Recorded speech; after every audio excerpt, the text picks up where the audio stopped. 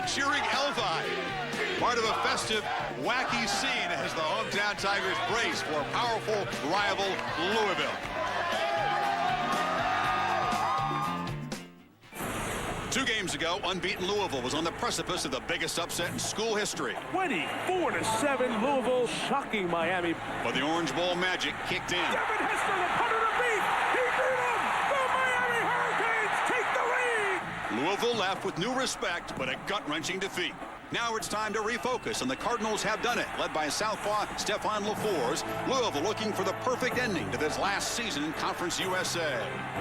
But not so fast, my friends. Behind the legs of D'Angelo Williams, the Memphis Tigers looking to spoil the Cardinals' payback plans tonight.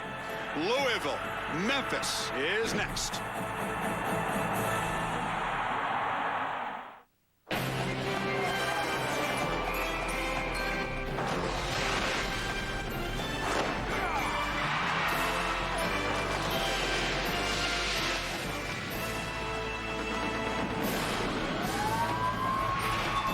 Welcome to the Liberty Bowl. A good crowd tonight for a Conference USA showdown. College football primetime presented by Cooper Tires. Louisville ranked 16th in the coaches poll, number 15 in the BCS. So close to a perfect season. They'll take on the Memphis Tigers. The game brought to you in beautiful ESPN HD. Well, we said it was festive. Here comes the pregame festivities here. Chris Fowler filling in for Mike Tirico, who's on the golf beat. Welcome in, partner. And Kirk Herbstreit. This is night number 8 and a 19 straight days of football here. Should be a good one tonight. Two very potent offenses. You've got experienced quarterbacks, great skill players on both sides, and a fierce rivalry. Well, you know, last time we saw Louisville, they lost the heartbreaker to Miami, but they're only 4 points away from one of the top BCS busters in this country. They got one of the best balanced football teams in this country. They're number 2 in the nation in scoring, number 7 in the nation in scoring defense. But Kirk Herbstreit, remember, this football team, Louisville, got beat by Memphis 37-7. Can you hear me now? Yeah, I got you. 37-7 last year. And if North Carolina can beat Miami, anything can happen tonight. So stay tuned. Anything can happen, like we saw Baylor beat Texas A&M. Yeah. You're right. Anything can happen in this football game. Remember, this Memphis team, 12 days ago, lost to Cincinnati 49-10. They have waited 12 days to a chance to avenge that loss. We talked to them yesterday, and they talked about this game being like a Monday night football opportunity. The lights are on, the cameras are on, their team will show up, and I think you're going to get a chance to see nationally now one of the best tailbacks in the country in D'Angelo Williams. Nobody's heard of him. Nope. Tonight, he's going to have an opportunity to showcase his abilities. He's kind of a folk hero here in town. He'll have to bring his A-plus game, which the Tigers have promised to do. Guys, one of the hot names in coaching circles, Bobby Petrino of Louisville, and there is that prominent job opening that's just about to open down there in Gainesville. He's with Jill Arrington. Coach Petrino, with Steve Spurrier's statement coming out today in the news that he is not going to be up for the Florida head coaching job, your name has been circulating. How have you handled that speculation with your team? Well, obviously today we're just focused on this game. That's what we've been doing. But I spoke to our team a couple weeks ago and told them that anytime my name comes up for a job, it's a credit to them and how well they've been playing. Well, Coach, this game last year against Memphis, you had a lot of trouble losing that one 37-7. What did you learn from that game that will help you in tonight's game? Well, I thought the issue was us. We didn't perform the way we normally do. We've got to make sure we have great communication. I think we've got to run the ball right at them. And defensively, we've got to be aggressive. We were a little passive last year, so we're going to come after them a little bit and have some fun. All right, Coach, thank you so much. Back to you, Chris. All right, Jill, Petrino's high-powered offense tries to spoil the party in the Helvis hometown. See you soon for kickoff. Back now to the studio, Reese Davis, Trev Alberts, and Mark May. Reese. All right, Chris, and it is indeed festive in Memphis. Memphis Mayor Willie Harrington has declared this week National Tiger Spotlight Week. What's that mean? They're on national TV against Louisville in this game tonight. Got Southern Mississippi coming up next week. Of course, it wouldn't be November and wouldn't be championship time if Louisville's coach wasn't involved in some type of search at some other school. We'll get to Bobby Petrino in just a second, but to paraphrase... Well, here at the Liberty Bowl, the Memphis Tigers say they will be inspired to protect their house. Louisville comes in here with payback on their minds, a key Conference USA game.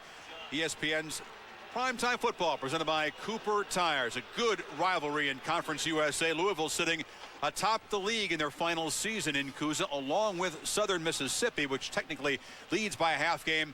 Bad part is those two teams will not play this season. Southern Miss has to come into Memphis next week. You can see it is wide open in a battle for those 5 bowl tie-ins with Conference USA. Once again, Chris Fowler filling in for Mike Tirico. Lee and Kirk alongside here.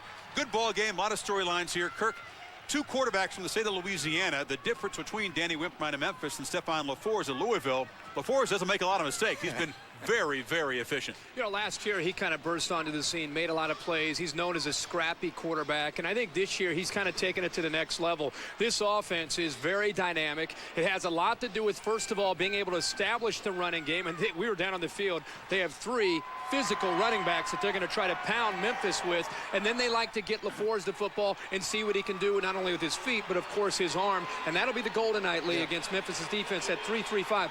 Pound him with the run, and then hand the ball to LaForce and see what he can do with his arm. Excellent points. Now Memphis on the other side has got a pretty good offense on themselves. They got average 35 points, and they're led by a great running back named D'Angelo Williams. Now nobody's heard of this guy, but he's number 4 in the nation in scoring. He has scored 31 touchdowns for Memphis in his 2.5 years here. And here's an extra secret point.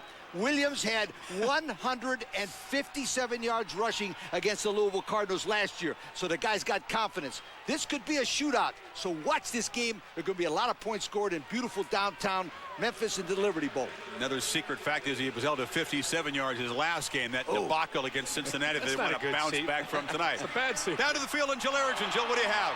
Well, Chris, everyone talks about how prolific the offense is for Louisville, but what Coach Bobby Petrino says he's most surprised by is how far along his defense has come. Now, under new defensive coordinator Mike Cassidy, there's been a vast improvement on defense. In fact, they're ranked 2nd in the country in scoring defense. And Coach Petrino says he feels like they've had a dominant performance in 22 of 24 quarters so far this season, those 2 bad ones being in that Miami game. But tonight he says he expects a solid defensive performance, Chris. And Jill, they were smothering against another spread attack in their final or previous game against South Florida. Run a similar attack to what the Tigers run in Louisville was incredibly effective against that spread. Memphis won the toss. They will defer their choice for the second half. Louisville will receive the football. In their road white with red. Tigers will get the kickoff from Patrick Byrne, a sophomore.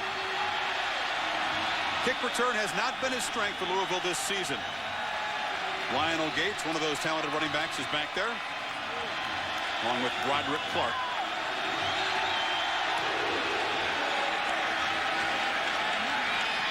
Kickoff taken in the end zone by Clark, who brings it out, and he gets it back to the 20. So this potent, balanced offense goes to work behind Stephon LaForce, the Louisiana lefty, #1 passing efficiency. Just that 1 pick in 116 attempts. Got knocked out against Miami, couldn't finish the game, but was 21 of 26 in the game right after that. A school record 81% completions. Just to remind people, Joe Lee Dunn, defensive coordinator that Lee and I have talked about for years at Mississippi State, has been at Memphis, and that's the defense that you'll see tonight for the Memphis Tigers. Very unorthodox defensive style. Whistle on the first play.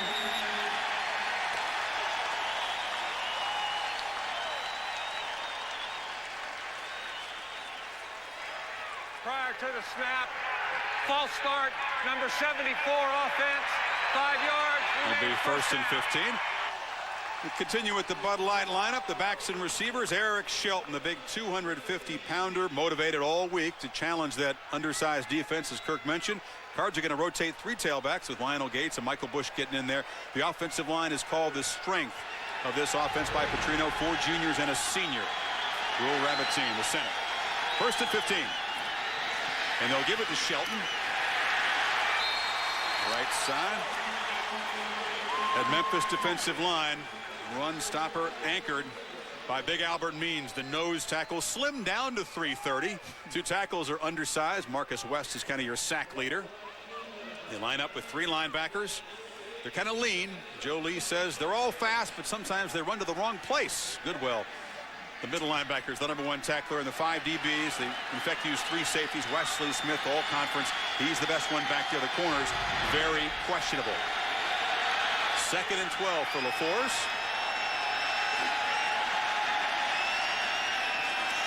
Broderick Clark in motion. They hand it off again. This time it's Michael Bush. Not much room. They run to the boundary the first 2 plays, and Joe Lee Dunn's defense swarming pretty good. There's Joe Lee Dunn. They are putting 8 and even 9 guys up at the line of scrimmage to try to slow down the running game of Louisville because they know they have a lack of size. Joe Lee's philosophy is confuse the offensive line, then pressure the quarterback and tackle him. Yeah, wouldn't be surprised now if they send everybody, including the cheerleaders, after LaForce on this one. Empty backfield and 5 wide receivers for LaForce now on 3rd and 10. It's J.R. Russell, the best receiver in motion, as LaForce rolls, flips it short, caught. Flag flies as they do get first down yardage. It was caught by Clark, but again, the marker. This might be a pick by the Louisville receiver picking off the defensive back. That's why he was so far wide open. Yep. Kirk, he Exactly right. from the outside, inside, picked him off, got the back. You don't think Joe Lee might have alerted the officials to look for that kind of stuff, do you? That is the call. It wipes out what would have been a first down gain. There is Petrino. As Jill mentioned, bothered by this speculation about the Florida job. Still has 5 games to go in this season, almost half a season to play. But, as was the case with Auburn's flirtation with him a year ago, his name's going to come up often. Pass interference on the offense. It was an offensive pass interference call. Half the distance to the goal to retake 3rd down. Coach, here's what you meant with Broderick Clark making the catch, but it's wiped away. Now watch this gentleman right there. He's going to come down. Watch it right here. Now he picks off. That's illegal. They call it a rub off from coaches, but really, Kirk, it's a pick off. That's why the man was so wide open. Yeah, he was. Referee called it on Jones, called it on Clark, but it was Tiger Jones. And yeah, you can't. You got to try to make it at least an attempt like you're going for the football. Don't put your elbows out and block the guy. Well, Chris made a great point. I bet you Joe Lee Dunn told those officials, Chris, just before the ball game, watch for this. There's old Joe Lee. His chance to rev up the blitz here on 3rd and 20. The Cardinals' 10-yard line. Fords flips it far side, short gain, and short of the first down yardage is Joshua Tinch, the 6'3" wide receiver, the senior, made the catch, but success in the first series for a Memphis defense. We talked about in the open down on the field. This is Monday Night Football for this Memphis defense. They know the challenge of taking on Stephon LaForce, and they're showing up tonight. And this is a new punter, guys, making his debut. This is a guy, they've made the switch to Todd Flannery, his first punt in a college game. They switched punters away from Brent Moody. He's the guy that kicked to Devin Hester in that game down in the Orange Bowl against the coach's wishes. Hester took it for a touch, and it costs him a job. Not a bad kick, a low one, as Darren White brings it back for 7 yards. Danny Wimprine is the senior quarterback for Memphis, a 4-year starter, 35th consecutive start tonight. Native of New Orleans, he holds all the school's passing records. He ran the veer in high school. He won 4 state titles at John Curtis High. Threw about 4 or 5 passes a game. He said wanted to play at Notre Dame, but they really weren't interested in a veer quarterback at that time. He's got to protect the football. He's got 10 interceptions on the year. And this Louisville defense loves to see a quarterback that's willing to throw it up in traffic. But Memphis has great field position on the plus side, their first possession. Wimprine testing the Cardinals defense right away. Overthrown, intended for Tavares Gideon, working the near side. Talked about D'Angelo Williams, low center of gravity, very strong legs. Grew up about 45 minutes away from here in Wynne, Arkansas. Very charismatic, engaging, motor mouth kind of guy. They'll rotate in 8 different wide receivers, all of them unselfish, interchangeable. The offensive line, not big guys, they're lean and mobile. That's what they need in this system. Only allowed 4 sacks all year, as Wimprine frequently goes to the gun and then drops back. Handed off inside for a short gain. Cardinal defensive line. I mentioned the defense is number 6 in the nation in scoring defense. Mike Cassidy, their first-year defensive coordinator. Marcus Jones and Elvis Dumerville. Elvis in Memphis here, pretty quick off the edge. Linebackers led by Robert McCune, the senior captain, leading tackler. Johnson and Brown are athletic blitzers, and Kerry Rhodes, he's the guy that leads the team in interceptions, but the guy who dropped that pick against Miami. Since then, he's really been accountable, been a vocal leader back there. He's number 1 for Louisville. So 3rd and 5 for Wimprine. 4 receivers to choose from. Flips it short. And fighting for first down yardage is John Doucette. Rhodes was riding him right near that marker at the 38-yard line. As big an underdog as Memphis is, Monday night, I'd go for it. Absolutely. I'd use a lead blocker, though. I wouldn't use a one back. I'd go for it. Why? Even if you don't make it, it shows the rest of the team, man, the coach really thinks we can win this game. Yep. The way their defense came out. If they are short, I agree with Coach. The way your defense came out, the crowd's in the game, keep that momentum by taking that chance if you come up a little bit short here on 3rd down. Great effort by Doucette to try to even to come close to getting that first down. He caught the ball about 2 yards short and fought to get the extra yards to see if he got the first. Got it. Yep. Just by the nose.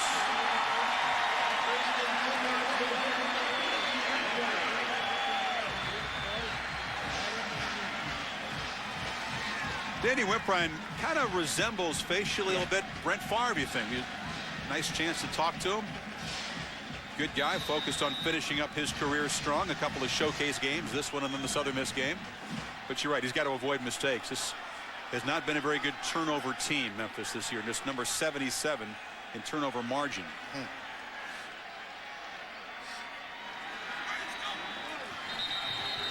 And a whistle. If Memphis, 2-touchdown dog here, gets something going early. Prior to the snap, false start, number 68 offense. 5 yards, remains first down. That'd be a big boost for them. In both of their losses, they have fallen in deep holes and had to struggle, including that debacle at Cincinnati. It really gets them out of their game plan. They like to use Williams as a runner, but they fell behind the Bearcats so quickly that West's strategy was radically changed. Well, this is a spread offense, but they like to spread you out horizontally with the pass and formations. Then they want to run the football with D'Angelo Williams. And if you take that away, that's when they're going to try to go to their passing game. And most of their passes are quick passes. He's only been sacked a handful of times, and it's because they get rid of the ball so quickly. Middle option as they pitch it off near side. There is the first carry of the night for D'Angelo Williams, and a flag flies. Kerry Rhodes running him out of bounds. It was McCune, the senior, the captain, who flew over there, made contact. This is a feisty rivalry. These guys say a little chirping on the field. Well, this is something that McCune knows better. He's one of the leaders of this team, and Williams about 5 yards out of bounds. I don't care if you have momentum or not as a defender. When you wrap your arms up around a ball carrier and he's that far out of bounds, that's 15 yards.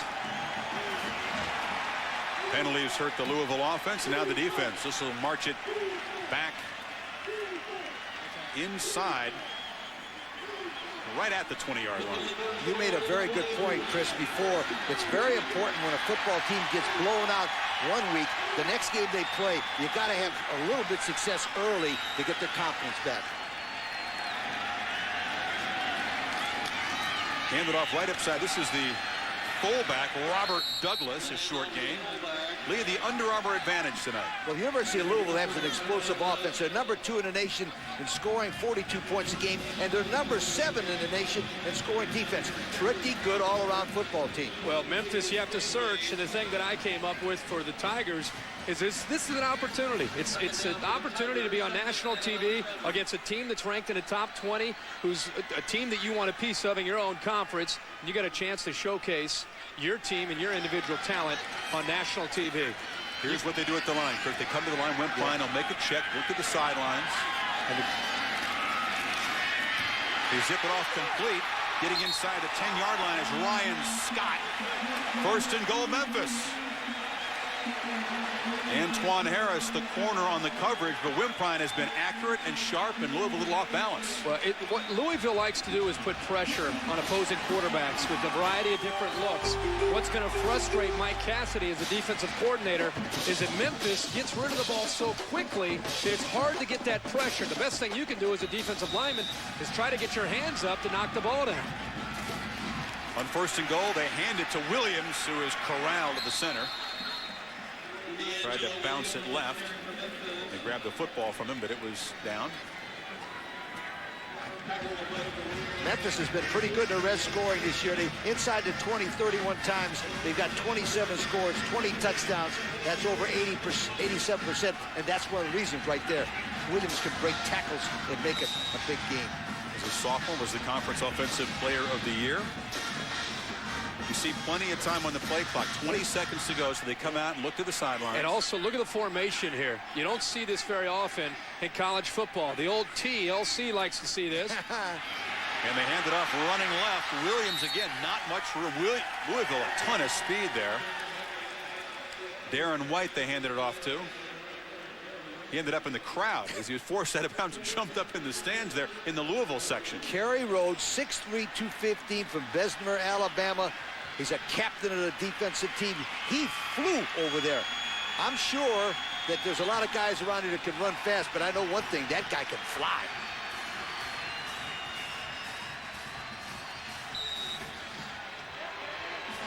Third and goal. Bring in Doucette, the tight end, top of the formation.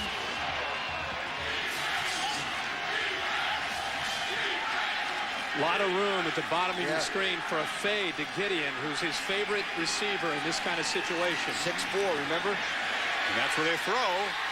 Almost intercepted down there in the corner. Harris on the coverage. You're right, Kirk. That's what they're looking for. Well, talking to Wimprine, he said, when I get into a situation where I get one-on-one opportunity with Gideon, especially down inside that red zone area, of all my receivers, I know he's not only tall, but he also is a fighter. He loves to go up into traffic and make the big catch. That time, Wimprine didn't give him much of an opportunity to make that catch. And the very steady kicker now, Stephen Gostkowski, missed only 2 this season. In for the short field goal to give the Tigers the early lead, just 25 yards.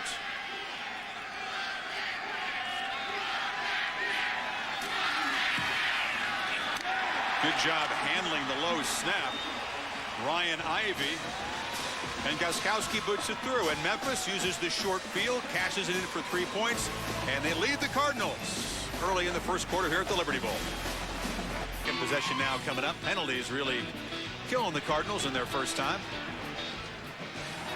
Took 10 plays to get 40 yards. But it's a good start for an offense that really struggled last time out against a very good defense tonight in Louisville.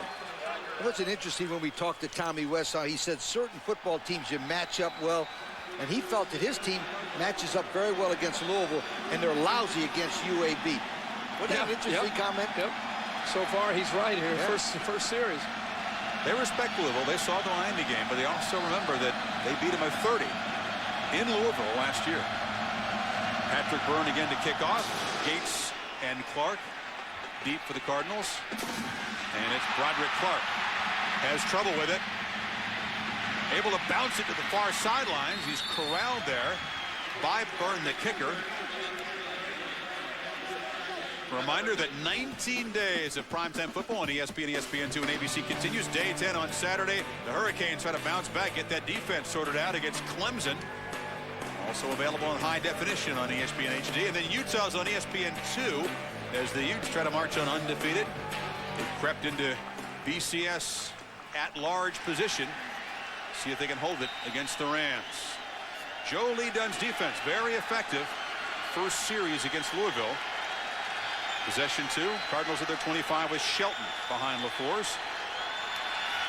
Tight end in motion, and Stefan flips it across the middle. Caught. J.R. Russell rumbling near sidelines. A nice gain out beyond the 40. Russell is the competitive leader, guy who catches more passes than anybody here.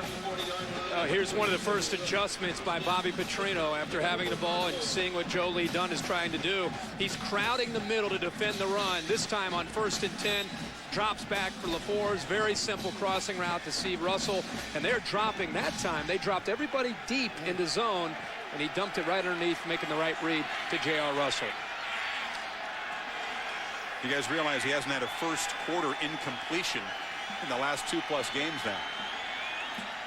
They start with a script and they start sharp, and he's a dangerous runner. LaFours slips inside to the 40 near the Memphis 30-yard line.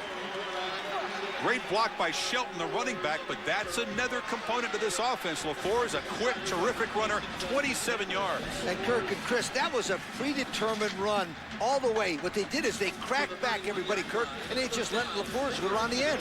Yeah, that was a nice play call. And look at the blocking. And this gives you an idea. He's not a quarterback looking to run out of bounds. He's looking to get upfield and pick up as many yards as he can. And they used a quick snap, so they got Memphis's defense in an up position. Good play call that time. Shelton, that 250-pound back, just cleaned his man out of there. Did he ever?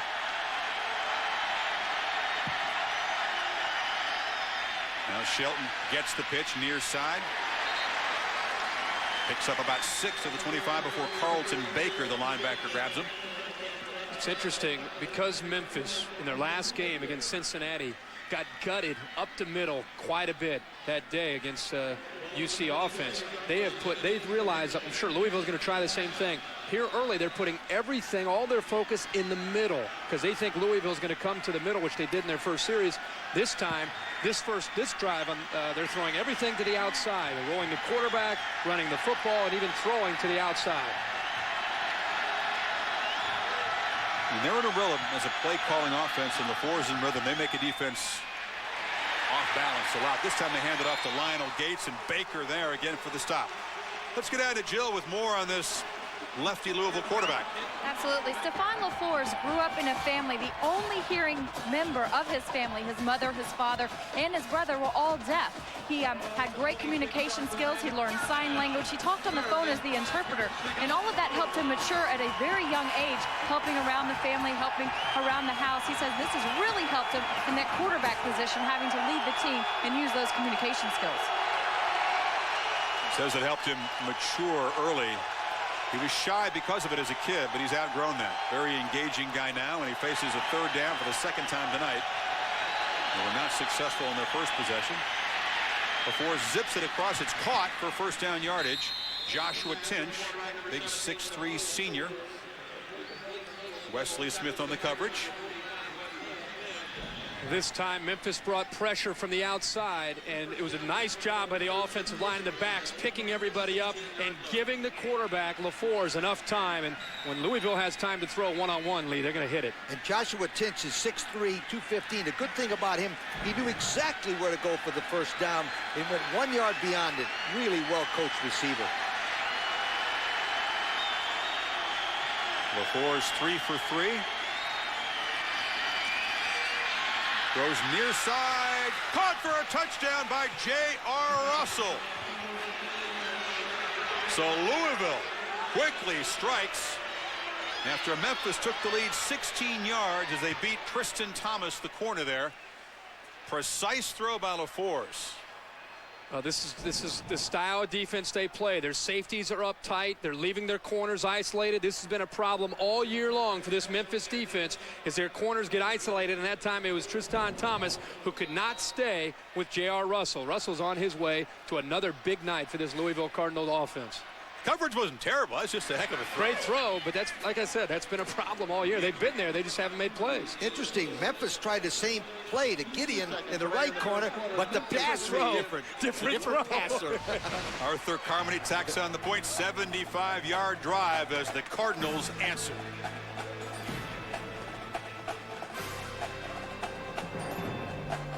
As the fastest starting quarterback in the country, that is an amazing stat.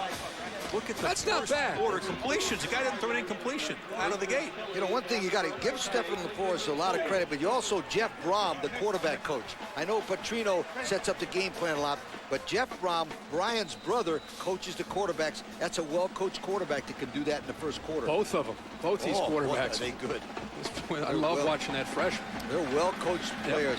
good strategy and tactics.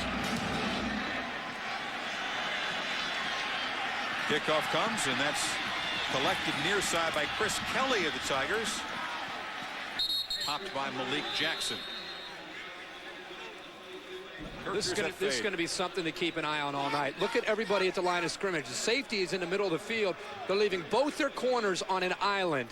And against a good offense that can execute inside the red zone, this is something to be aware of throughout the night for Memphis's defense. If they elect to play a lot of man, Stephon LaForce and Brian Brom and these receivers can get off that man pressure and hurt them. It'll be interesting to see how they react to that.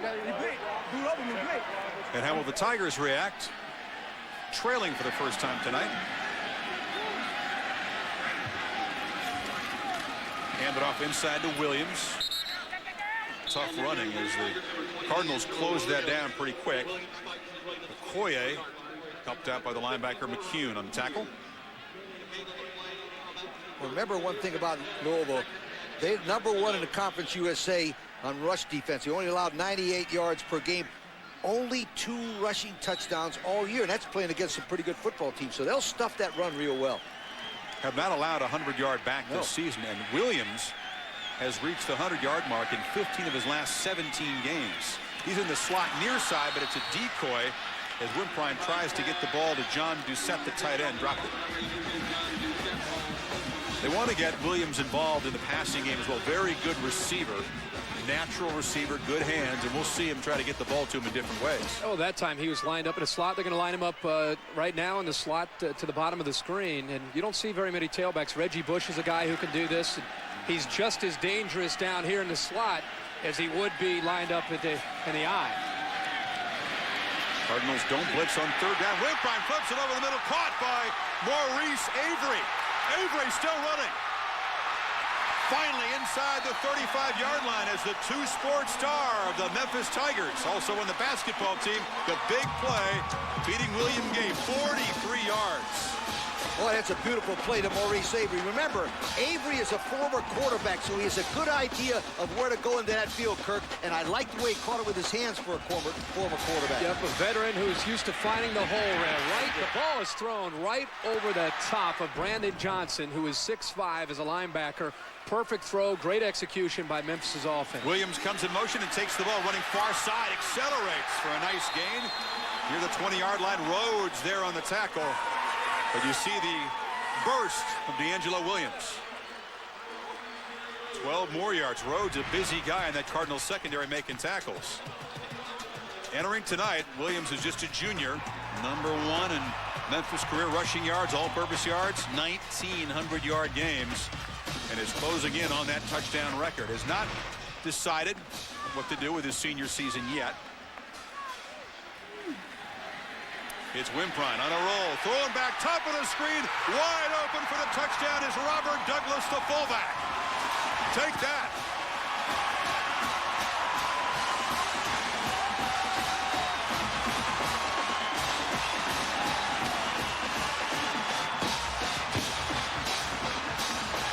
So Louisville carves up the Tigers, and Memphis answers with a very quick touchdown drive of their own to retake the lead.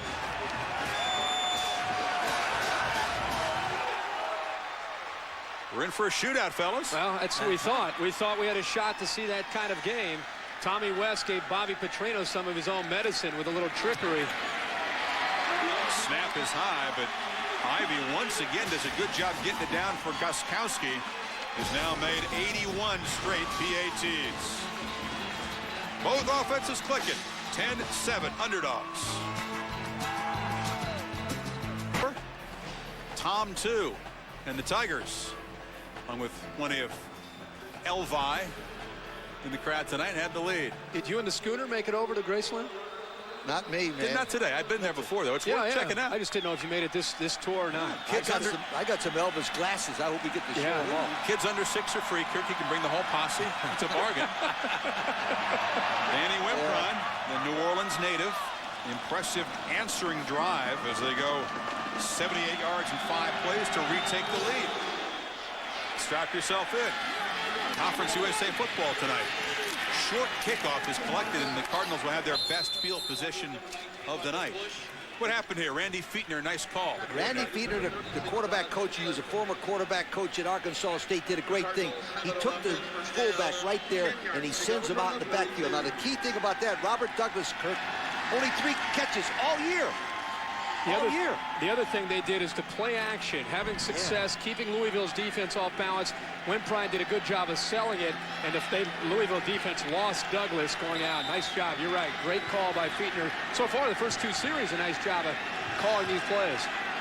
Fietner, a former graduate assistant under Bo Schembecker, who would not recognize the offense that Fietner's using here.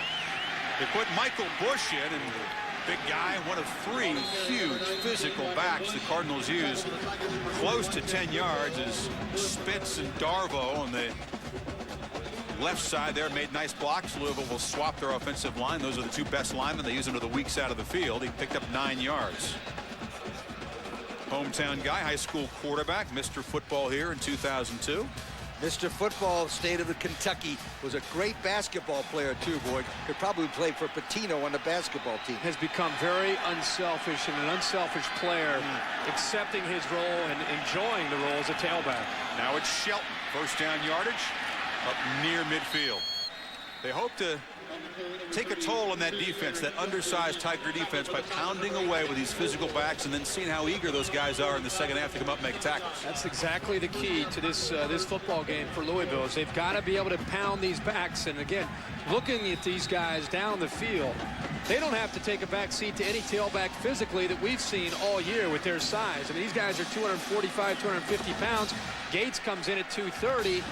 And he's going to run with a little bit more speed, but they want to try to get Memphis defense to lock in on the run so they can go to the throw. Yeah, there's the rare first quarter incompletion for Stephon LaForce. Cameron Essex, the coverage on J.R. Russell. That's the first time in the last 3 games he's thrown an incompletion in the first quarter. J.R. Russell saying, hey, number 7, Essex, he's holding on to me there, but that's just a that's good coverage, but also a throw that LaForce kind of gets spoiled after a while watching this guy. You're used to everything being right on the numbers. Hey, you're shocked when it doesn't connect. Yeah. What's wrong? Live formation. Bush, the tailback. Again, they're leaving these corners at the top of the screen all by themselves out there. They show blitz up the middle. Cardinals pick it up. LaForce, plenty of time. Again, thrown behind the receiver, J.R. Russell, who wanted a flag, but a nice job by Dustin Lopez breaking it up. Dustin Lopez that time was all by himself out there, Kirk. And you know what? I'm surprised that he didn't get beat to the inside. But you know what I like about him? Watch him stay right there with him and then come around with his hand right there. Although the ball, I think, was a little bit off target, about a foot. Yeah, it was. But whoever wins this battle right there will decide who's going to have the better night, because it's going to be one-on-one all night long between the Louisville receivers and the corners of Memphis. 4 wide for LaForce. Goes right down the middle, intercepted by Cameron Essex. A flag is down, but Essex returning the ball into Louisville territory before Tinch runs him out of bounds. Let's check the flag. It would only be the second pick LaForce has thrown this season. I wouldn't be surprised if that wasn't holding by Cameron Essex, because I tell you what, as soon as that Louisville guy went across, he disappeared from the whole world. He went in the black hole. And that's why LaForce was thrown to a spot. Pass interference on the defense, number 7. Well, Joe Lee is steamed, but it wipes out the interception and sets up Louisville deep in Memphis territory. I think the reason he's upset is he feels this is incidental conduct, maybe with their feet getting tangled. Let's see. I mean, he kind of just went down there. It didn't look like Essex really gave him a big shove. Once he gets behind it, see if it looks like his feet got tangled up there. Grabbed him a little bit. Yeah, a little bit, but not enough. I think Louisville caught a break there. That is a major league break, because I tell you, instead of having the ball going to the right, Louisville's got it going to the left, and that's not good, because they're going to pound it right in there now. Ball to 38 and the first down as Essex heads to the sidelines. Gates and Bush set behind LaForce, and they pitch it right side to Bush. Nice job on the tackle there. Running him down was Marcus West. We sat in the coach's room yesterday and watched the tape of the Cincinnati game, just curious to see what happened to Memphis' defense. This looks like a different team. I mean, you got 8 or 9 blue jerseys running to the football every time Louisville tries to run the ball. The effort is there, and and again, you go back to the theory, who's got the advantage? Memphis, with the crowd and with the lights and national TV. These guys are giving tremendous effort. Doing a great job, and still Louisville's on pace for a 400-yard night, though. Yeah, but compared to the way they played against Cincinnati, for these guys, this is a great effort. Goodwell and Carlton Baker in there on the stop. They do get a crowd around the football. And look at how you got 1, 2, 3, 4, 5, 6, 7, 8, ninth guy up here at the top. You got 9 blue jerseys around the Louisville running back. It's going to take that kind of effort to be able to stop this powerful running game of Louisville. And this number 10, Carlton Baker, played one heck of a football game. Joe Lee said he has the best potential to be a National Football League player on his defense. On 3rd and 5, LaFleur stays in the pocket and delivers the strike to Joshua Tinch for a first down at the 17. Scott Vogel, who's trying to come back from a knee injury, in there in the coverage, but 16-yard gain. See, I think this is what's going to hurt Memphis' defense, is the matchups, because what Louisville can do is they have slot receivers that are as good as the #1 receivers on most teams, and Tench, again, gets a mismatch against the safety. And the thing I liked about that time, did you see LaFleur step forward? He stepped in, drilled that ball. There was no chance for the reaction of the defensive back, Vogel. And Great Vogel, pass by he's LaFleur. coming off a meniscus injury, so trying to make a very quick recovery. He cannot be 100% tonight. LaFleur's on first down, threads the needle, caught, barreling for the end zone for a touchdown is Gary Barnidge, the tight end. Just his second catch and his first touchdown of the season. Yeah. 6'6", 215 pounds from Middleburg, Florida. Wow, I never heard of Middleburg, Florida, but I tell you, he's 6'6", 215. Good-looking 6'6" Was freshman. that a drill, Chris? Did he drill that He thing? threaded the needle. Let me show you how tight a window that was. Woo. That is...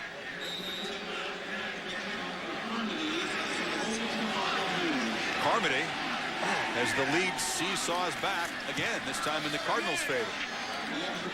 Touchdowns, the last 3 drives by both teams. LaFleur's on that drive. First couple of incompletions, but 6 of 8 for 84 yards. When you have a quarterback that can throw it in right there. Look at that. Look how tight that is, and this is slow motion. And then the great effort by Barnidge to get through 3 tackles and then into the end zone. Barnidge is 6'6", 215. He's only a freshman. Now, I live in Florida, and I never heard of Middleburg, Florida. You never heard of it? I never heard of it. But let me tell you, watch this throw, Kirk. Boom. That's some sloppy tackling after that. So they're kind of bumping into him, not really taking him. Oh, yeah, they're trying to hit him. We're trying to be positive. Hit him. We're being positive about Barnidge. And Fowler's Barnidge. banging up on the second. I guarantee you Joe Lee is going to get in there. That is four efforts at a tackle right there by the Tigers. There's a young guy. It's got to be a great feeling. First career touchdown. He only had 1 reception up to that play, right? Hey, guys, Sylvester Croom, homecoming, the school where he played football. Takes the Bulldogs in there. A couple of wins already in the league. 6:30 Eastern time on ESPN2. Alabama with that stout defense. What a win that would be for Croom if the Bulldogs could pull the upset in Tuscaloosa. Forget about it. Not going to happen? Not going to happen. No, I don't think it's going to happen either. But I was down in Starkville over the summer talking with Coach Croom, and it's going to be an emotional night for him. But it's going to be very difficult, although they're coming off 2 wins and starting to gain some momentum. It's going to be tough to go on the road in Tuscaloosa. Jarius Norwood running the ball tough. I'm with you. It's a tough assignment.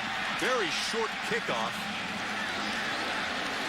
Taken by Robert Douglas, the fullback, who cut the touchdown pass. They scrum at about the 30-yard line, and that's where Tigers will take over. As we seesaw back and forth. We expected an offensive shootout, too. Very productive offenses, very difficult offenses to defend, and that's what we've got. I think Kirk brought up a good point. The battles on the outside of Louisville are taking advantage of LaFleur's throwing the ball, but I'm impressed with the intensity of the Memphis team. You're right. Monday Night Football. Lights come on, national TV shows up, and Memphis is giving tremendous effort. It's impossible to look at the team that showed up 12 days ago against Cincinnati and say this is the same team as far as effort. They're giving great effort. It's going to take that for 4 quarters to stay in this game. I guess I kind of expected effort when you're at home against a rival. Well, that's part of building a program. Tommy West is trying to teach these guys. Every week you need to show up. Struggling forward is Wimprine. Picks up about 4. Not a real runner. If they had a real good running quarterback who could also throw like this guy in this offense, they'd be really, really hard to stop. This guy did run the veer in high school, but not the quickest guy around. Well, he's a 4-year letterman at this school, and he's had thrown for over 8,000 yards in his career. That's the #1 quarterback passing-wise in Memphis history. Williams in the slot there. They throw back. Bounced incomplete, intended for Darren White. Joe, what do you have on Wimprine? Well, offensive coordinator Randy Fichtner told me that Danny Wimprine has lost that linebacker mentality at the quarterback position, you know, going after those linebackers instead of taking slides. He's also known to now throw the ball away or maybe punt. He says it's okay. He understands now he doesn't have to make the play to take advantage of all of his offensive weapons. Just be smart and take care of his job. Now 23 years old. He's a seasoned guy. And anytime you see a quarterback who struggles with that, almost every quarterback does early, but game experience is the best thing that can help you grow up and make better decisions. On 3rd and 5, they take a shot down the sidelines. It is caught. Tavares Gideon. Beautiful throw on the fade. And a first down inside the Cardinal 40-yard line. It's just like the battle on the other side when Louisville has the ball. And remember, Wimprine told me that his favorite guy in this kind of situation, a one-on-one, despite having William Gay on the other side, is getting the ball to Gideon because his ability to go up and make that catch. William Gay had good position on that, but the ball was perfectly thrown. And when that fade is perfectly thrown, there's absolutely no defense to it. Right over that outside shoulder. Beautiful. Terrific concentration by Gideon. Williams darts up the middle. Wrestled down. Well, one of the selling points for Danny Wimprine to come to Memphis is that he could leave here with all of the records. They don't have a great history of passing quarterbacks here with the Tigers, but he has destroyed each and every one of those passing records here as a guy who started his 35th consecutive game tonight. Well, I think having an opportunity to play and turn this program around had a lot to do with why he decided to come play football here, and he has a lot to be proud of, and pulling off a win tonight will just add to his legacy. Now he looks long down the near sideline, overthrown. Brad wanted a flag. He was looking for Darren White. Late first quarter, and already plenty of fireworks here at the Liberty Bowl. Louisville, number 15 of the BCS standings, 16th in the coaches poll. Seesawing back and forth with Memphis, the home underdogs who beat them by 30 in Louisville a year ago. Cardinals come in intent for payback. Find themselves in a shootout. Once again, 3rd and 5 for Wimprine. Draws in the rush, flips it back to Robert Douglas, and the fullback getting involved a lot tonight as their first down inside the 30. Hasn't been a weapon that much this year until tonight. You got to give Randy Fichtner a lot of credit, the offensive coordinator. Remember, he's throwing the ball to Douglas twice on 3rd down situations, Kurt, and Douglas had only caught 3 passes the entire year. Isn't that a great job of using all your personnel? You get to November and you've got to start to break some tendencies. At that time, he lined his fullback up as a tight end and threw the screen in the backside. They feed it to Williams near side, showing the quicks to the 22-yard line. Haskins and McCune there to drive him out. The linemen love blocking for Williams. They say he's kind of like a little lineman. Got the tough mentality, but linemen will love a guy that can get through a small crease. If you just give him a little bit, he bursts through there. Former quarterback Maurice Avery came from the outside #1 and just crushed the inside linebacker, allowing D'Angelo Williams to get to the outside. He has such acceleration to the corner and great patience, and has that burst. It's just he's got the combination of all the great backs. Wimprine again fires across the middle. Caught, touchdown, Ryan Scott.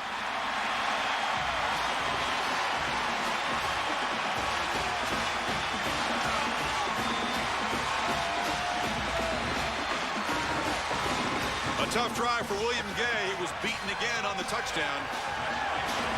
You've got 2 quarterbacks and 2 offensive coordinators in a rhythm. And the Tigers retake the lead in the final minute of the first quarter. 22 yards. Wimprine to Scott. His first touchdown of the season. 82nd consecutive PAT for Stephen Gostkowski. Which team can come up with a service break here first? We're going to be talking about this all night long on both sides of the ball, and it comes down, again, the quarterbacks, if they're given time against man coverage. Look at this. Louisville's playing man. Gay is beaten right there. At that point, when Scott takes him to the inside, his shoulders are turned. He doesn't have anybody to the middle of the field to help him. Now, it took a great throw, and Wimprine has that ability to do it, but the corners have to take away the inside to give them a chance. Yeah, but you see number 1, Kerry Rhodes. I really believe that he should have been in the middle and helped him from the inside out. He took the inside receiver right to the middle, and it was all over. Mr. Gay was done. Yep. Yeah, this is a new experience for the Cardinals defense. They've only allowed 7 points in the first quarter all season long coming in. 17 already for the Tigers. You know, sometimes when you're a team like Louisville and you get a chance to be an underdog in big games, it's very easy for them to be motivated to go to the Orange Bowl and take on a Miami. But all of a sudden, when you start to become the team that's hunted, all of a sudden Memphis is in the role that we had with Louisville a few weeks ago. It's sometimes different to handle that kind of pressure. And as we've said, Memphis guys just confident, have a real good feel for their plan against Louisville. Byrne to kick it off. Chance for a return here by Broderick Clark. Shoots across the 25-yard line. Well, one of the big storylines is we have a flag on the kickoff return here. One of the storylines was what happened last year at Papa John's Stadium in Louisville, where the Cardinals are not used to being blown out on their turf. And Memphis did that 37-7. Check the flag here and look back at the reason why the Cardinals were so motivated. Come on, fellas, speed this up. What do we got? Here we come. Only so many things can happen on a kickoff return. What do you got? A hold, block in the back? Block in the back is my favorite. The guy pushes his jersey number. Here we come. All right, watch it. Watch. Block in the back. During the return, we have an illegal block below the waist. On the kicking team by rule, no one can block below the waist on a kick. 15 yards, first down. Well, that's not one of the things you expect to see. That's right. Block below the waist on the coverage team. Yeah. And the field position for Louisville by far their best of the night, out beyond the 40-yard line. The last meeting, Williams ran wild, as you mentioned earlier, and Louisville's offense, the worst ever under a proud offensive coach in Petrino, just 216 yards. They got mugged in their house. You got to have almost that many yards now. LaFours on first down, zips it high, incomplete. He's looking for Russell. Joe, payback has been a theme in Louisville all week long, hasn't it? Absolutely, not just all week, but all year. Since last year's game, Louisville has had this game circled on their calendar. They're looking for revenge. And I talked to Stephon LaFours about last year, and he said, you know, we didn't even show up for that game. That was not our team. They're really looking forward to coming out here today and showing Memphis what this offense is all about. Well, their chance to answer back now is Memphis has twice quickly moved down the field. There's a bad snap collected by LaFours, who flips it, makes something of nothing. Lionel Gates collects it and barrels near midfield. Wow. Stephon LaFours, just a terrific athlete. Eye-hand coordination. Could have been a disaster. They pick up 8 yards. Well, that might look simple on TV, but I have news for you. As a quarterback, just to pick this ball up, have the presence of mind to get rid of it before you get tattooed, was an outstanding effort there by LaFours. I think LaFours' secret is those red shoes. He looks like he's quicker than everybody. Notice he's got red shoes on. Well, he told me in sophomore and junior year in the state of Louisiana, he anchored the 4x100 team that won the state. How about that? He can run. Run? It's the red shoes. I'm telling you. Maybe he wore those in high school. Look at him. Red tip shoes, yeah. Red tip shoes, I'm telling you. Well, instead of 3rd and a mile, it'll be 3rd and 2 in the first play of quarter number 2 here in Memphis. The kind of shootout we expected. 17-14, hometown Tigers.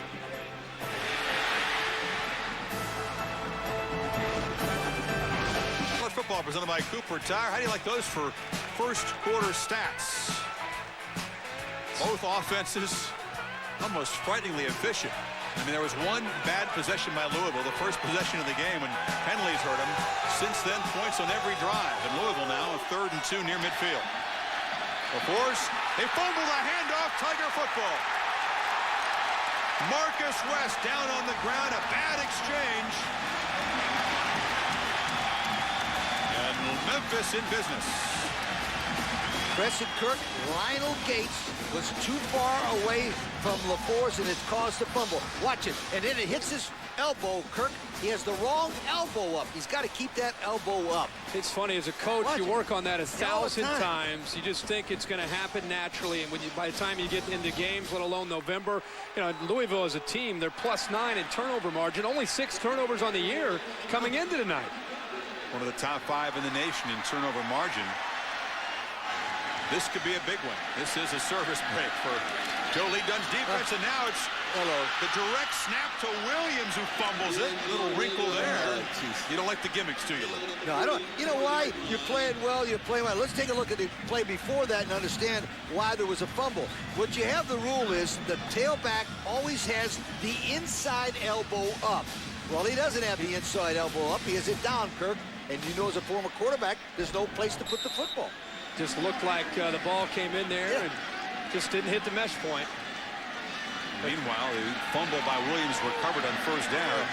Pushes him back across on their side of the field for a 2nd and 17. That might be the last time we see that. That's more like it. Hand the ball to Williams. There's D'Angelo around the corner. Shoved out at the 40. That's what he's supposed to do. Somebody else takes a snap. He runs with it, Lee. Well, he's got speed. And again, these linebackers at Louisville can run.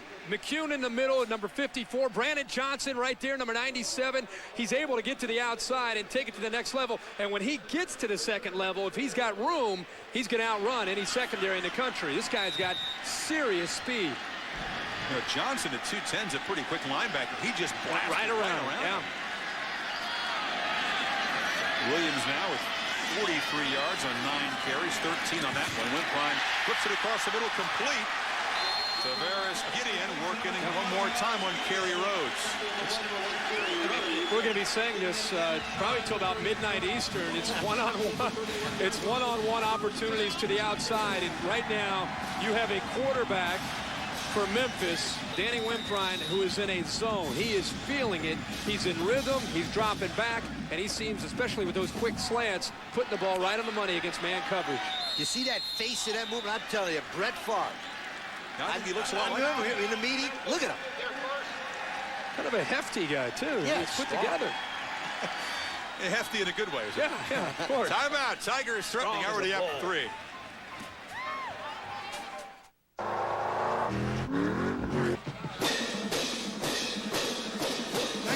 Tonight here in the Liberty Bowl. Your game track, you see a sharp start by both quarterbacks. Stephon LaFour's beautiful throw right there for the touchdown. You expect that from him. Young tight end making his first career touchdown catch. And Danny Wimprine, 8 completions to 5 different receivers in the early part of this ball game. Also has a couple of touchdown passes. And the 1st down now. The 31-yard line of Louisville. Wimprine loops it long near side, incomplete. Tight coverage right there by the DB on Darren White. Antoine Harris. Crowd booing, but it looks okay from here.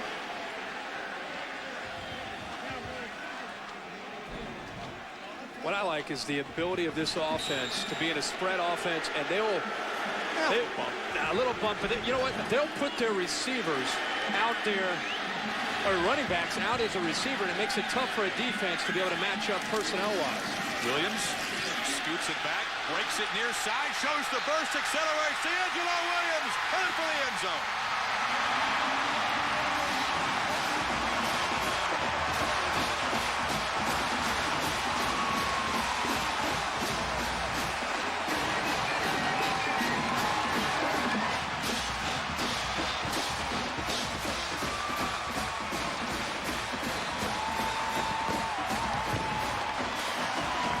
charismatic local hero.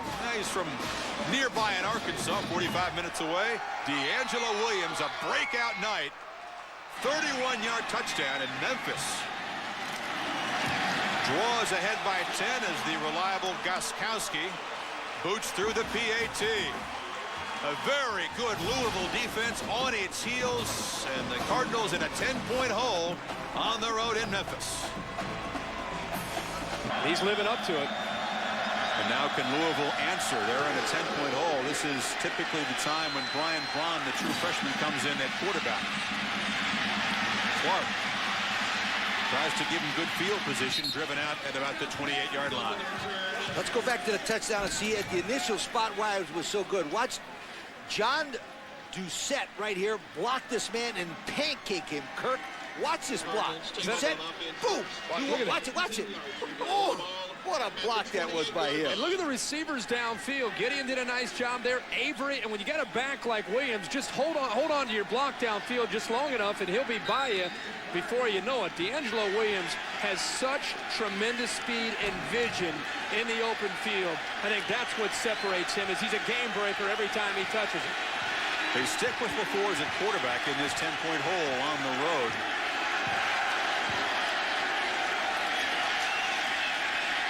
Stephon flips it across the middle, complete to J.R. Russell. First down yardage near the 40. Joe? Well, D'Angelo Williams told me we were meeting with him yesterday. He said he learned in high school that when you're the guy and you make the plays, that your teammates have jealousies. He said so when he came to college, he knew who to befriend, and that was his offensive line. He's decided that he wants to take them with him when he goes into media interviews. If he gets an interview, they get an interview, and they really bought into it. If you notice, after that touchdown, the guys who got him up and high-fived him first, his offensive line. Those guys are really banded together like a band of brothers. Jill, they used to call the interview room here the Penny Hardaway room. They're going to call it the D'Angelo Williams room. He just shoos aside Tommy West and holds court with the media every week. LaFours scrambles out, spins for a short gain. Tim Goodwell, the linebacker, leading tackler, corralling him. Whether you're a quarterback or a tailback, when you're getting the recognition, Joe is exactly right. The first thing you want to do is be unselfish and go into that interview room, you saying that they want a name after him, and talk about your offensive line. And you can see the appreciation they have for him and his attitude and how much he appreciates his linemen. When you see a lineman, a bunch of linemen react like that, that's special. LaFours zips it across the middle again, complete. Again, Lee, the plan, the Tim showing the catch there, the plan has been in the first offensive series of the second quarter for Louisville to bring in Brian Braun. It's a planned, meaningful plays for the true freshman, getting away from that here down 10. Well, let me tell you something. If they bring that guy in, they're bringing all world in. Because I tell you what, he's as good-looking freshman we've seen in a long time. He came in the University of Miami game, fourth quarter, 4 for 4, led him down to a leading touchdown. They were down, and what a game, crowd, the infamous Orange Bowl, and he went, let's go 80 yards. This seems like a good time for 80 yards. LaFours pretty good too, guys. Yeah, of course. But Brian Braun. He'll have his time next year. Yep. Down 10 on the road, they're sticking with the veteran. LaFours loops it long near side, trying to fight off the defender. Was Broderick Clark, just overled him. Well, of course, LaFours is a great player. We're just mentioning it's not like they bring in a guy because his system works and they miss a beat. You bring in a rookie, and it's amazing. Most amazing thing I've ever seen is a true freshman comes in not under center from the beginning, but he has to come in cold, and every time he seems to go out and execute very, very well. These guys are not buddies, they both admit. They're both competitors, both want to play, but they've been unselfish about the arrangement. LaFours understands it, puts a positive spin on it. Braun knows it's his time to come. Memphis defense swarming on second and long. It'll set up third and long now as Quentin McCrary made the stop.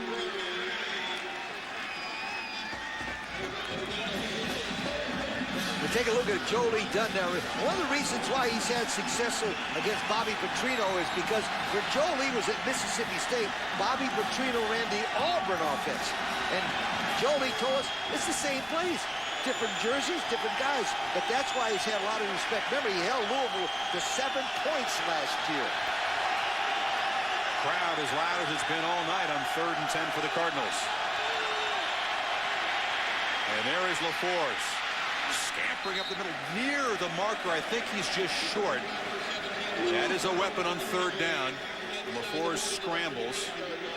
It's going to set up a 4th and short. Bobby Petrino told us this is the savvy of LaFleur's. This is not set up. Look at right away he sees the man coverage and he sees the Red Sea parting, and he wants to try to get as many yards as he can to give his team a chance to execute. That's just recognition by LaFleur's there and picking up 9 tough yards. And they're going to go on 4th down. 4th down. Remember, they had a fumble the last time they were in a clutch situation. Let's see. They get this one off this time. Shelton behind Gates in the eye. Shelton gets it, and the 250-pounder plows ahead for the first down to the 35. Petrino knows the way his defense is struggling. Every possession is important here. That Eric Shelton is 6'2", 250. He's a transfer from Florida State. He just banged in it. I noticed, though, they took Gates out, put Shelton in because Gates had that fumble. Psychologically, I like that call by Bobby Petrino because you never know when a guy's going to fumble the second time. Shelton would be the guy most of the time on short yardage. Yeah. Really surprised the way the Memphis corners have held up so far. I know they've given up some plays, but playing very well. Michael Bush on the toss sweep. Picks up about 3. The reason that is so important for Joe Lee Dunn is it allows him to use the other 8 or 9 defenders to become very animated, take a lot of chances, and show a lot of different looks. As soon as you start getting beat and beat deep on the outside, now you have to make adjustments and slow down the pressure. They've not given up too many big plays yet. They're obviously leading by 10. And it allows Joe Lee Dunn to take those chances and continue to see if his corners are going to be able to hold up on the outside. A lot of fans know he's one of the true characters in college football. No headset, no socks, on the sidelines, calling his plays. Before zips it, it is juggled and ruled incomplete finally. The late call, as J.R. Russell was down there, juggled it, could not hold on. Joe Lee says he's been a lot of places, different schools, but the same Joe Lee. He shows up at 3:45 in the morning, gets to work on tape. J.R. Russell misses this one because he doesn't catch it with his hands. Watch it. Boom. He lets it bounce right off his shoulder pad. Yep. He's got to reach out there with his hand. College football, that is a catch. Oh, that's it. That's a catch. It's close. In the NFL, it's a fumble. I think he had possession. If he did, it would be a fumble then. Well, no, he'd be down. He'd just be down right there.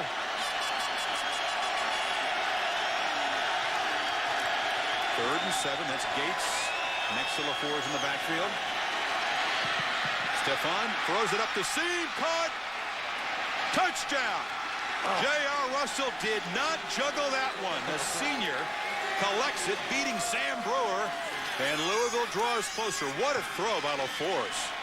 This is what we're talking about. Can they hold up on the outside? We were all surprised. We go to the break where, man, how about these Memphis defensive backs? It's really been a problem for them all year. Here's what happens. That's the matchup that you would dream about if you're Stephon LaFleur's, getting your best receiver going up against Brewer, and his receiver made the catch, and LaFleur's made the perfect throw for the touchdown. Carmody in. The fireworks continue.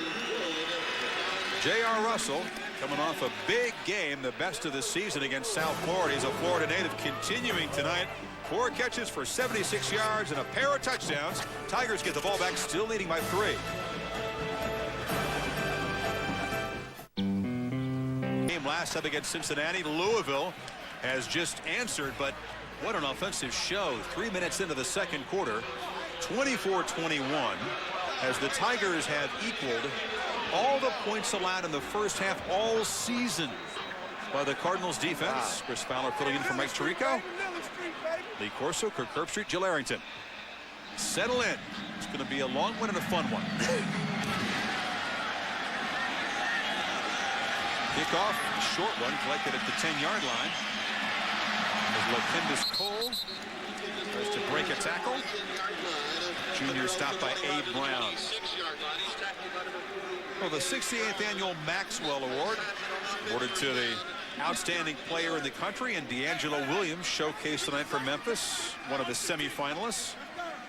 He is one of the lesser-known characters on that list, to say the least, but some good stats and a breakout chance tonight. Some great names on that list. Tough to narrow it down to 3 by the time we head down to beautiful downtown Orlando. Well, number 20 is a long shot for sure. Yeah. But he can play for anybody. Wimprine, play action fake, looking deep, got a man. Maurice Avery as a flag flies, the intended receiver. One-on-one. It was 1 versus 1, and Kerry Rhodes in coverage. Looks like the guilty party. There's not a defensive back coach in the nation that doesn't tell his safeties or corners. Pass interference, number 1 on the defense, 15 yards, first down. That if you're beat for 6, you got to just go out and tackle the guy if you have to. It's NFL, the ball's right there, 15 yards. You're willing to give up 15 yards. When I was coaching, that was the worst penalty in all of football. You used to put the ball like the NFL does. You throw the ball 50 yards down the field, it'll be a 50-yard penalty. Now at least you got a very good point. Now it's only a 15-yard penalty. Right. Busted play, made a mistake, but at least he only gave up 15. They should reward the penalty. I'm not sure I'd buy your argument. Wimprine again looking deep. They said they'd take their shots downfield, looking for Ryan Scott. Well, let's get into it now. Here we go. Well, I'm not saying you should, it should be a 50-yard penalty. I think that's a bad thing. But on the other hand, you're rewarding a guy for tackling a receiver. Shouldn't you put the ball where it would have been caught had a penalty not been committed? That's what I'm saying. It's a 50-yard penalty. I know, but that's not fair. That makes changes sense the game. to some. Well, the NFL, that's why they, in the NFL game where they're technicians and they're experts at playing the position, they should be penalized at the spot. These are just college kids on scholarship. Yeah, right? A couple of young bucks out there trying their best, going to class. Yeah, but it's the receiver on scholarship out there trying to make a play and get tackled. Wimprine again, they take the shot down the field. Incomplete. Boy, that's 3 straight plays looking for White. 3 straight deep strikes. How about the effort here by McCune, the leader of this defense? 245, 250 pounds going up against a tailback, and he's running with him stride for stride. He's going to try it at the last second to get his hand in there to strip it away. Pretty good effort there. Oh, yeah. It's a great play. You don't think that these coaches saw Oklahoma State against Oklahoma, do you? Where Oklahoma State just threw all those passes down and figured, you know what? Take a chance. Try. Especially if you're an underdog. Good strategy by Memphis. The other thing they're trying to do is find the matchups to their advantage. The tailback against the linebacker, the H-back against the linebacker and safety. How many 245-pound middle linebackers can run down the field and break the pass up? Hey, is McCune yoked up down there? He looked like you he's pumping up down there. Well, he's yoked up, but he's got wheels. Timeout taken by Wimprine. 19 days of primetime football on ESPN, ESPN2. Any more if the Aggies can't beat the Sooners here. So the pollsters are going to have to step up. We'll see. They sure deserve it, though. Got to watch out for that BYU game, fellas, though, too. That rivalry game. Oh, yeah. That's a big one. Wimprine flips it back near side for Williams. And he shoots out near the 50. A flag is down near where Williams caught the football. Did not get first down yardage. Now we'll check the marker. Now let's talk about it. A little conference, get everybody over. Who? It's going to be illegal block and nullify the game. Yep. Just trying to turn up the tempo with the men in stripes tonight. I know you are. And the producer in the truck. How about the way we have this Tommy West offense right now trying to slow down Louisville's defense? Illegal block in the back, number 63 on the offense. 10-yard penalty. It remains third down. Blake Butler, the guard. It's a well-designed play until Butler comes up with the block here. It's going to bring it back. But they're doing a lot of good things. There's the block right there. Doing a lot of good things to just try to keep Louisville off balance.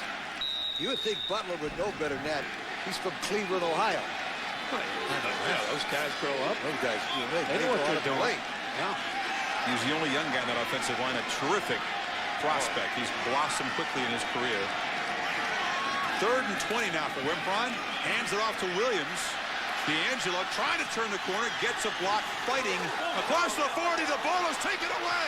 Taken away by Kerry Rhodes, who scores. What a long night it had been for Kerry Rhodes until he swiped the football from Williams and takes it the other way, and Louisville takes the lead.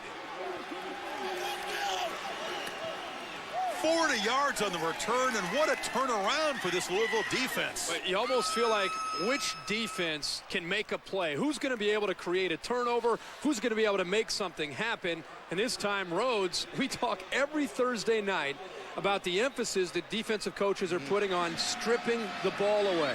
You know what? If you can't tackle him, you might as well try to get the football. Go the other way with it. Conversion is good, and Williams' first lost fumble of the season taken to the house by Kerry Rhodes, who had earlier this season brought a pick back. And Louisville jumping back on top, 28-24. That's how you take care of a bad start for yourself. Rhodes had been beaten in coverage, guilty of a penalty, but he turned his night around and gives the Cardinals a lead. A couple of schools with great basketball traditions. Here's what you do. You steal the ball, you dribble it, and then you go in for the layup. Well, first of all, D'Angelo Williams is actually holding the ball in the right hand, which is the outside hand. But then, all of a sudden, Rhodes just takes it away from him, Kirk. Watch this. He dribbles it. Watch it. Boom. You're right. He had the ball to the outside. It's funny, Rhodes overran him to put himself in position to strip him. He meant to do that all along. And then Rhodes made a good run because he was hit by two guys to make it. 6'3", 215 captain from Bessemer, Alabama. Kerry Rhodes makes the play of the day so far. Wow. And the reliable Williams now will focus on redemption as what was a 10-point Tiger lead just a short time ago, now a 4-point deficit.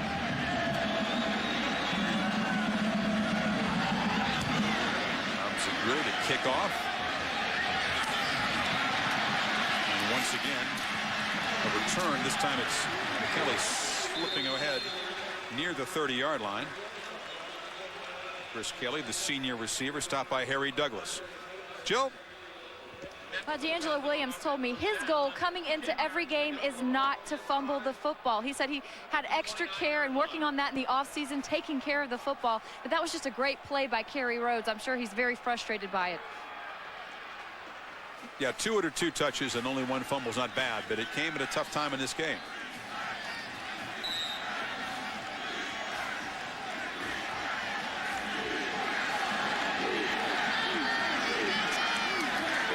Williams right back in there. They give him the football. Dives ahead for about 5. Well, Kerry Rhodes was the guy against the Hurricanes who could have clinched the landmark victory. Brock Berlin was on a roll, but this one got away, and number 1 right there could have made the pick. Bounced off of his hands. You know what happened after that? That would have sealed it. Instead, a heartbreaking loss. But since then, they said Rhodes, being the leader that he has stood up, been accountable for it, hadn't shrunken from it. And a huge turnover right there for the Cardinals. Gives them the lead.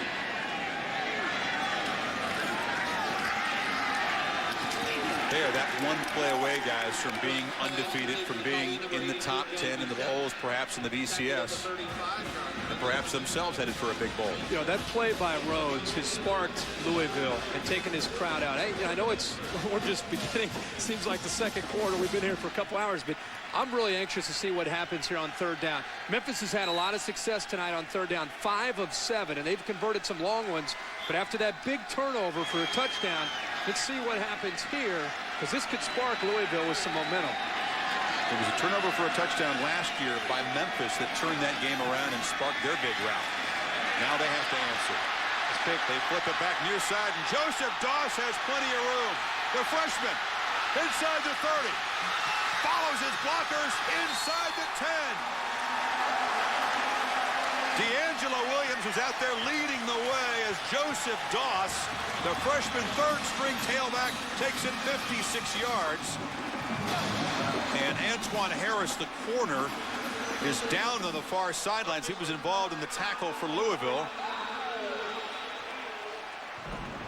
The Cardinals bring it all-out blitz, Kirk, and they fake the ball to Doss, and then they throw him the ball. Randy Fietner, that was the play call of the day so far in my mind. Wasn't that a great call? Yeah, a great call, and he probably sensed the same thing we did up here. 3rd down and 5. Yeah. Crucial point in the game. Louisville, Mike Cassidy, the defense coordinator, brings everybody, and there he is all by himself. Lineman downfield hustling. for a big game. And also one thing about that, number 1, Kerry Rhodes was a free safety blitz. That's why there was nobody back there after Doss caught the football. They brought the free safety and everybody else. That was a great call by Randy Fietner, who started as a graduate assistant under Bo Schembechler at Michigan. That time they almost used D'Angelo Williams as a decoy to the right to try to draw some attention. And then they decided to get the ball thrown back to Doss. Antoine Harris, the corner, the senior from Columbus, is up. One more thing about Memphis and the offense. It looks like their offensive coordinator, Randy Fietner, has done a great job of analyzing over this 10-day period the Louisville defenses, because on third down, they're just ripping them up, Kirk, with good, well-designed plays. Already Memphis now 199 yards passing in a quarter and a half. 297 yards of total offense. And then is it still Thursday? I think it's still Thursday night. Yeah. Where are we? Where are we? What are we doing here? We're at the 8-yard line with a 1st and goal. Prime running out of room, zips it high in the end zone, just tosses it away. It's an area that Jill touched on it. Fietner, the offensive coordinator, quarterback coach, he's been very proud of Win Prime, because this is an area, like we seem to talk about this a lot with college quarterbacks too. Sometimes they want to make that play. They're willing to force it. Early in his career, he played the position. He was willing to take too many chances. Now, may seem simple, but for him, very good play. Give himself now another chance on 2nd and goal. That's D'Angelo Williams in the slot near the top of your screen. And by the way, Antoine Harris, the corner who left a minute ago, is back on the field for the Cardinals.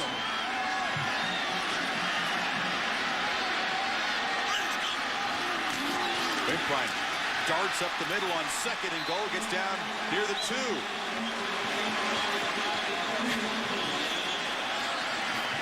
Not afraid to stick it down in there. I'm interested to see if Tommy West's team can bring it in. Remember, every single time they've been in the red zone tonight, they've scored. Over the year, they've had 27 times out of 31, they've scored 87% of the time. And I think the key here is the ability to get the ball to number 20, D'Angelo Williams. Yep, they're in that T formation. You mentioned how he learned the game from Bo Schembechler. Yeah, there it is. Bo likes this formation. Avery, Douglas, and Williams as a handoff straight up the middle of the fullback Douglas, and a nice job by the center of that Louisville defensive line to plug it up. That'll set up a 4th down and a decision for West.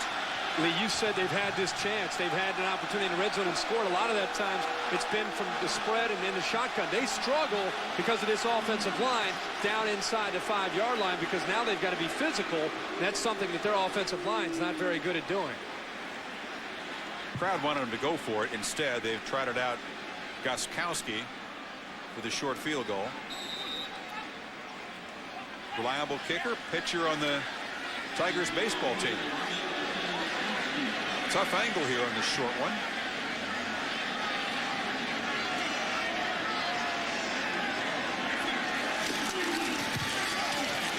Gostkowski knocks it through, cuts the Louisville lead to 1, but the Cardinals defense almost has to consider that a victory at this point.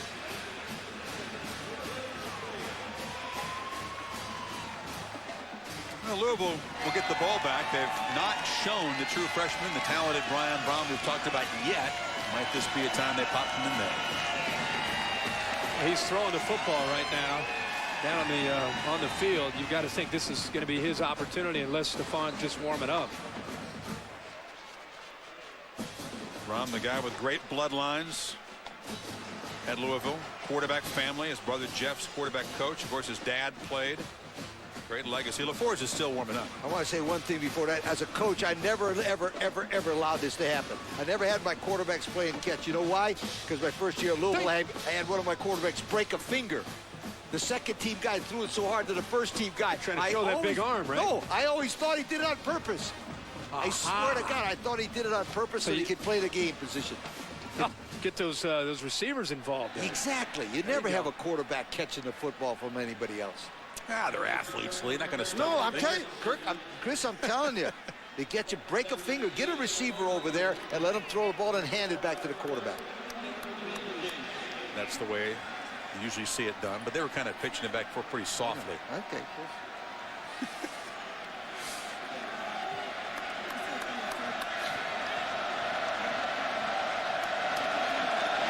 Byrne to kick off again. It's his best boot of the night, but still Broderick Clark inside the 5. Tries to find a crease, gets out across the 25-yard line. A flag down. You will see LaFleur is still at quarterback for the Cardinals as they break with the pattern.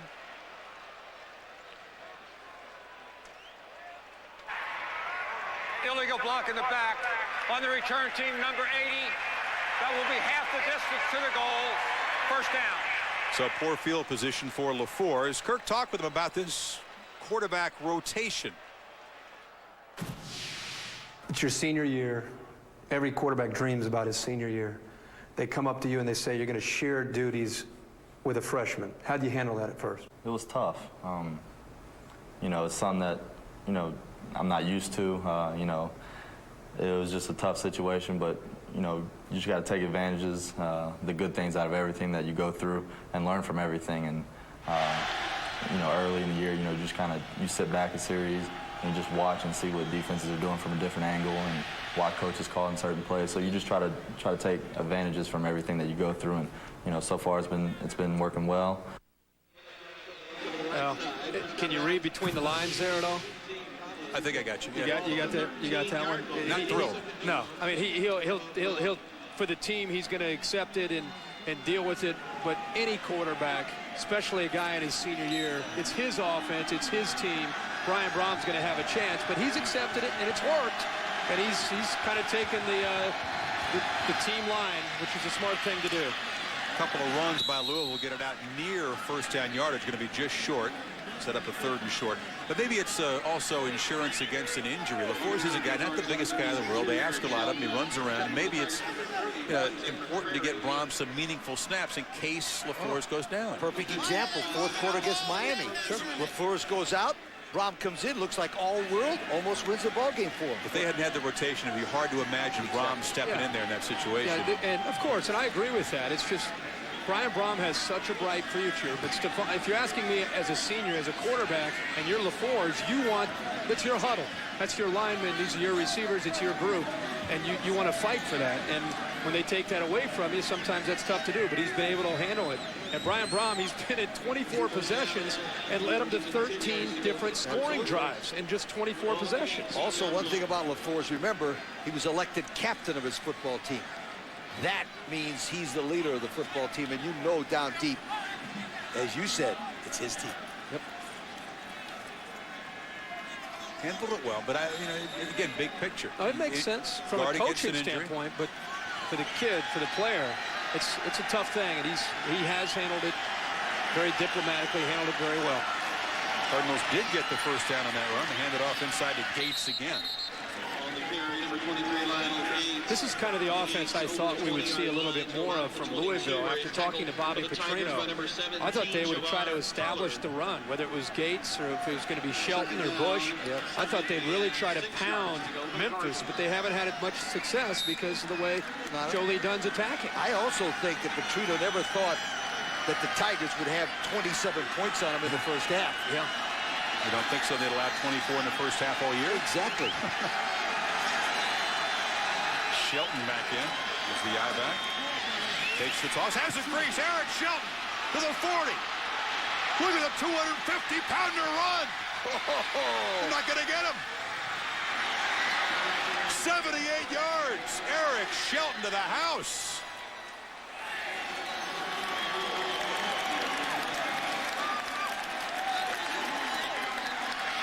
Wow, we've seen the power early. Now we see the speed from the former Seminole. He's going to show you speed, 250 pounds. O.C. Collins gets out of position, and then once he hits that seam and gets to the corner, very, very impressive speed by a big tailback to outrun the rest of that Memphis defense. You got a bunch of runners on this field tonight on both teams. You should be able to make a living playing football, running back position. Louisville's got 3 guys who got a shot. Yeah. Wow. So just before the half, the Cardinals stretch the lead to 8. Conference USA Bowl Game Blitz. Hey, I give a shout out to all the soldiers over there in Korea. Hey, what's up to my buddy Eric Shamir? Shelton and Louisville build the lead after a lot of creative stuff. Early in this game, it's an old-fashioned I formation toss sweep to the boundary. Man. And the big and fast Shelton takes care of the rest. Short kick collected by Lakindis Cole, who bounces across the 30. See what Memphis can do in the final 3 minutes. Coming up, the Pontiac High Performance Halftime Report. Reese Davis has a preview. Reese. All right, Chris, Trev and Mark will be here. Technically, it's not homecoming Saturday night at Alabama, but it will be on the visitors' sideline. We'll tell you the story of Sylvester Croom. Great class of freshman running backs. The leader for valedictorian, probably not the guy you think. We'll also have the Pontiac game-changing performance of the week. And I assure you that during the Pontiac High Performance Halftime Report, these 2 guys will not be on mute. They'll talk a lot. The mute button doesn't exist, I don't think, for any of you guys, does it? Another look at the touchdown, guys. What happened here? Let's go look at the touchdown and see why it runs. O.C. Collins is right there. And when a safety comes up, he's supposed to come from the inside out, Kirk. Watch him overrun the play. It's good blocking, but that's really the guy. I mean, he's right there. Nobody touches him. He bounces to the outside, over pursued the play, and made it very easy for Shelton to cut back underneath, and there's nobody there from a pursuit angle to make a play to stop it. Second and short. Wimprine sneaks it ahead for the first down. The old Knowles could have used that guy against Maryland the other night. Instead, he's on Louisville's team. Any team could use that guy. Oh.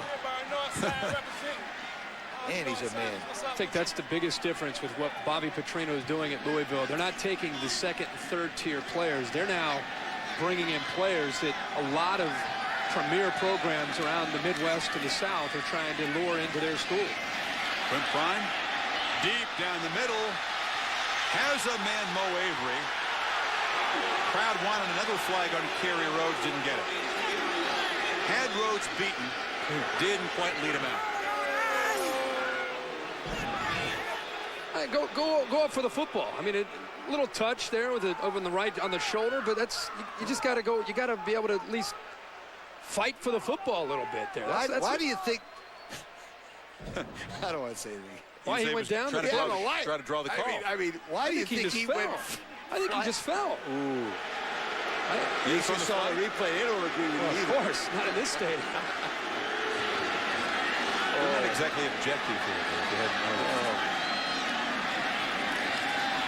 Wimprine zips it complete, short gain to midfield, caught by Tavares Gideon.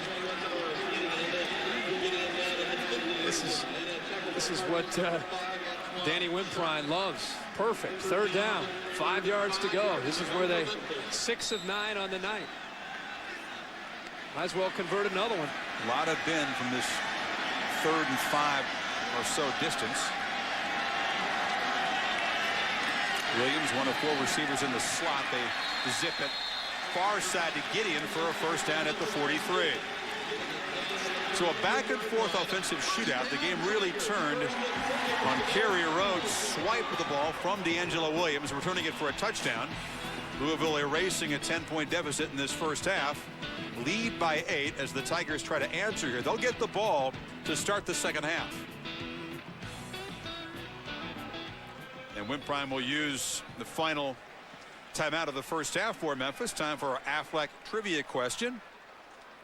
Whose jersey was the most recent to be retired by Memphis football? They didn't retire the number. Still a guy running around there with his number, but they did retire the jersey. Now, you want a hint? It's a tough one because many of you are not perhaps conversant with Memphis's football program, but it's a wide receiver. That's a hint, a guy who had success at the next level. You're not allowed to answer. We're not allowed to answer? No. Guess? Do you know it? I can't guess. You know the answer, I just saw don't the you? card. You go to the meetings. yeah. You were there at 8:30 in the morning. I saw the card. What do you have for Oh, us? What's the answer there? I have absolutely no clue. We give it a little bit later on, don't we? Okay. All right. I'm the rookie here. You tell me. Do we let people think about it, or we're going to put it in right now? Penny Hardaway? I don't. Penny Hardaway was he was a good. I wish I He had could have played receiver. He tough on the fades. I but wish no. I had seen the card, then I could have said. Oh, man. Nice There's a impression. good one. Of course. Great play. Early 90s. You're number 83. Again, they don't retire the number, just the jersey. I don't know if I get it, but it's a nice honor for a former great. See that Ryan Scott, it was a touchdown catch tonight, still wears number 83. I would like to have somebody explain to me what kind of an honor is. I don't know. So his actual jersey. Retire will never your be worn jersey. again. Yeah, that will never be worn again. The actual jersey that he wore. Oh, okay. Wimprine loops it long, has a man he was looking at there for number 88, Tavarius Davis. Boy, it's been a while since you've seen an offense take this many shots downfield in a half of football, Kirk. That's got to be 8 or 9 deep shots. They're taking their shots, and that's what they told us in the meeting they're going to do. They thought at the very least it's going to push the Louisville defense back to try to give D'Angelo Williams more room to try to operate. But they've had so much success tonight with that deep ball, they're just going to continue to try to take their shots. And perhaps hope they can wear out those DBs of Louisville. That was a factor in the second half against Miami. See how fresh the Cardinals will be in the second half after chasing down those receivers. Louisville comes in the blitz, they slip it inside to Williams, who breaks the tackle. D'Angelo Williams gets a nice block on the outside. A flag flies on that block. We'll out to 21. It was Davis who cut his man down. The flag flew immediately and will erase a 22-yard gain. Yeah.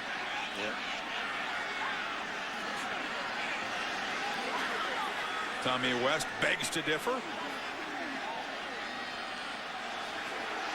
And then they call the illegal block below the waist.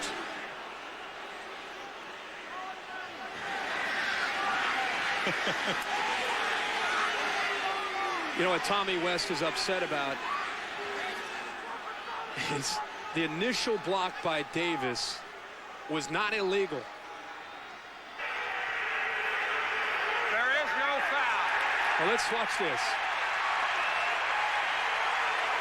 Watch the initial block here by Tavares Davis. Watch him right here. It's very, very, this is a great video to be able to see. This first block is fine. I think where I question is right there. That block that's clipping. is a block he got.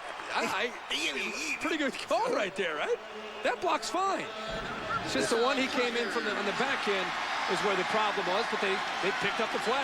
You don't think Tommy West scared that official? He may have. Boy, you see that Looked look like at he his was face? fired up. 22-yard gain by Williams, who comes in motion now. Wimprine flips it down the middle. Caught, touchdown, Tavares Gideon.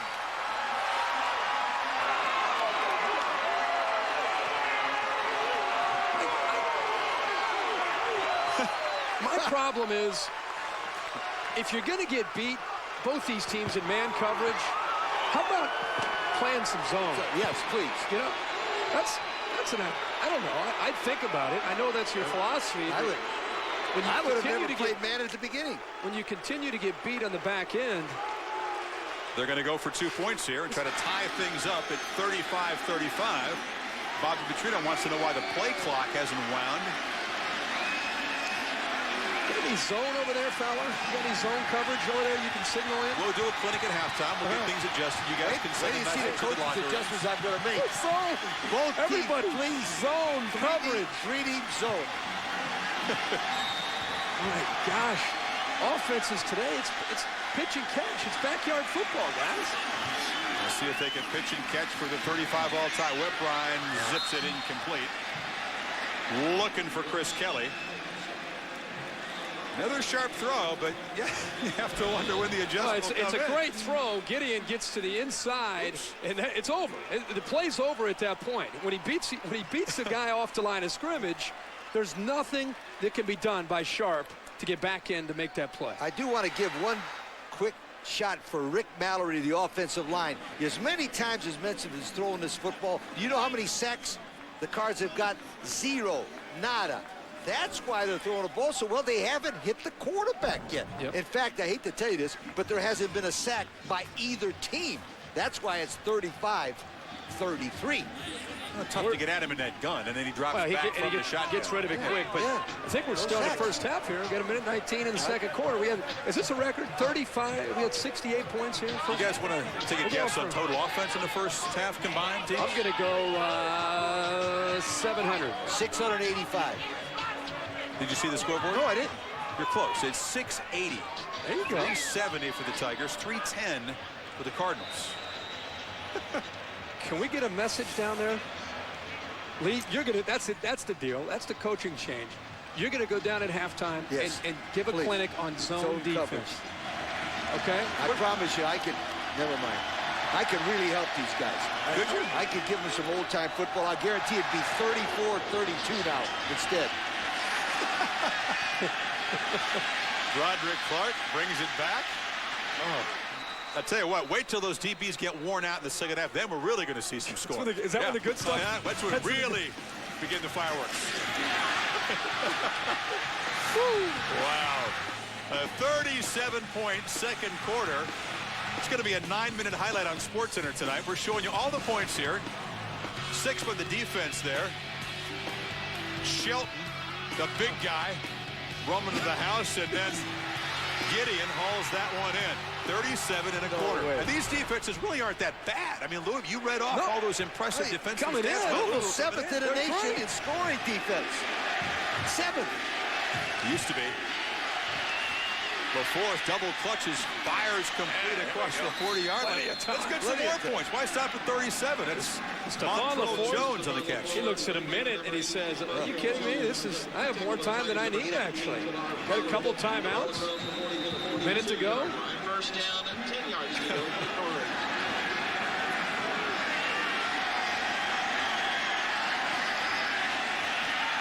Before looks right, fires across the middle, in and out of the hands of Tinch.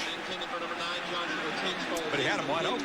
I got a chance to mention the offensive line coach from Memphis. I'd like to mention Mike Summers here from Georgetown College, the offensive line coach. They have not had a sack. They have thrown the football for 160 yards. They have not had a single sack against Louisville either. I mean, that's amazing. Can I ask you guys a trivia question? Yes. Which team, there's been one punt. Which team has punted in this game? Duke. Can you remember? Left side, this time Tinch makes the catch, fights near the first down marker in Memphis territory at the 48. I can remember, you know why? Because our man mentioned it was a new punter. Oh, okay. Remember? Fowler brought that up, right? We had the one punt in the game. By one punt. Yeah. And you brought it up as a new punter. No, Memphis, I mean, field goal, touchdown, touchdown, touchdown, turnover for a Louisville touchdown, then right back with another touchdown. That's been their drives in this half. Again, the ball out of the hands. This time it's Russell who can't collect it.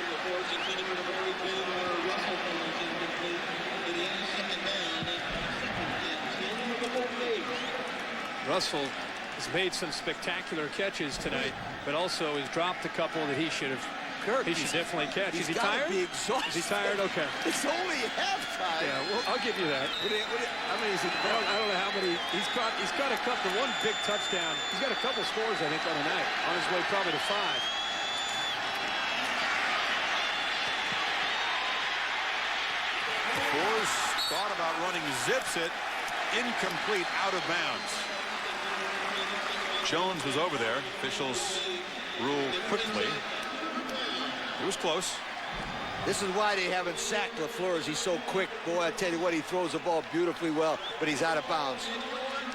You know what? This game, I mean, I don't know if anybody at home could see it, but this is almost unbelievable the way this game is going back and forth. You know the guys I feel sorry for is the studio guys who got to stay there till after this game is over. No. They're talking about, I bet they don't have to. I think that'd be a good idea for them. Well, they'd love that. No, I've been there. You've been there. I've been there. I'm going to defend that.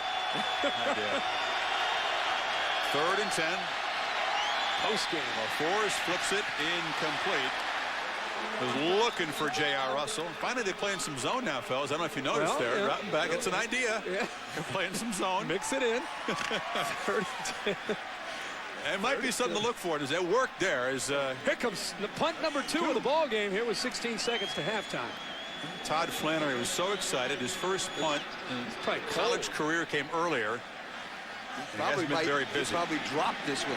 He's been so tired. There's no returner back for the Tigers. They're going to try to bring everybody against the young guy. The reason why you don't put a guy back there, you don't want him to drop the ball. That's why you don't put a guy back there. Flannery, as they come up the middle, they pressure him. Boots it down there. And a great job by the coverage team of Louisville. Down to get inside the 5 with 5 seconds to go. We are a knee away from ending a wild and wacky and lengthy first half. ABC Sports on Saturday. Oklahoma and Texas A&M. That's a great ball game. Folks down there very fortunate to watch that game in Kyle Field. Aggies coming off that double overtime loss to Baylor. Minnesota and Wisconsin battle for the Paul Bunyan axe in Madison. That's a big one. Oregon against Cal. Tedford against his former employers. And this is the dullest play of the first half. One of the very few dull plays on offense. As Wimprine takes a knee. Memphis drove down, failed in the two-point conversion that could have tied this game at halftime. But they'll get the ball to start the second half. Memphis hasn't punted at all. 35-33 as we go down to Jill Arrington. Jill? Well, Coach West, some may have expected an offensive shootout, but 68 points, man, that's a lot. What can you do to slow down and get that Stephon LaFours out of rhythm in the second half? Well, obviously we got to play better on defense. They were playing. You know, we got to take chances. I mean, we got to blitz and we got to play man. They're awful good at wideout, and their quarterback's a good player, but we got to keep playing. And, Coach, how pleased are you with your offensive production so far? It looks like you're not missing anything. Yeah, well, we're a pretty good offensive team, so, you know, we'll just keep shooting at it and see what we can put up. All right, Coach, thanks a lot. Chris, back to you. Jill, thanks. We expect Coach West, please. He said play man. We'll see, Coach West. We got to play to catch in the morning. It's going to be ball all shook up. The Tigers, it's not been a yawner, big fella. Come on now, 35-33. 85 total plays in this first half. Total success by both offenses. D'Angelo Williams runs for the touchdown there. Later had the ball taken away. Big Eric Shelton for Louisville. 703 yards of offense combined in one half. 68 total points. This is the 40th game in the series. Only 3 times previously has the entire game been higher scoring than the first half here tonight. The amazing thing to me is still Thursday. For now. No, not for long. Yeah. I'm telling you. For now, Stephon LaFours looking to get this second half going and try to wear down that Memphis secondary so we can even have a bigger half. Hey, that's not right. It was 69-19. I lost by 50. Oh, you lost by even 50? Right, even 50. 69-19 in that right-hand corner. You still remember that game? Yeah, I still remember. Block that from your memory. See, that guy's got it right. Our guy had it wrong. That's when you waved the white towel, huh? That's right. I waved the flag, surrendered to the guy because he tried to get 70. Missed the extra point, by the way. On pace for 70 tonight. The kickoff taken by Lakendis Cole. Runs it up across the 20-yard line. Well, I mean, it has been a pretty embarrassing first half for both defenses. You guys have called vocally for adjustments to be made by both secondaries. We'll see what happens here. I'd like to see a zone mixed in from time to time by both defenses. And you know what? Memphis is doing such quick throws. Louisville should seriously walk some corners up tight and play a couple safeties on the back end to prevent the big play and just give up on trying to get a pass rush because Wimprine's throwing it too quick. Yeah, and you can't sack him. They've only done it 4 times all season. Here's Wimprine under center. Rolls out, flips it back, tosses it away as Williams was well covered in the near flat. What about the coaching adjustments, Lee? Well, let's first of all, Home Depot, and I said, Louisville, please play some zone, run it more. Defense, Memphis, please play some zone. You're begging. I'm begging. The reason is because we're not going to make the plane to get to Bristol. Offensively, get number 20 to football as much as you can, Memphis. He's the best player on the field for you. please. As long as he asks nicely, they might do it a snap or two. Williams in the slot near side, and said they look far side, caught to set the tight end. Jill, how do things look from field level down there? Well, I talked to Coach Petrino after the halftime, and he told me that he told his defense they have got to get more pressure on Danny Wimprine. They need to put him on his butt. They've got to get in there, get in his face to get him out of rhythm. He also said he wants to have better coverage from his guys in the backfield. I asked him, did he think that whoever has the ball last is going to win this one? He goes, Jill, I hope not. Jill, those are good ideas, but how's he going to do it? There's a good idea. Takes the handoff, gets across the 40. Rhodes the tackle. Busy night continues for Cardinals #1. Louisville had not allowed a 100-yard back this season. D'Angelo over that in the first half. Did lose the first fumble in 202 touches taken by Rhodes for the touchdown.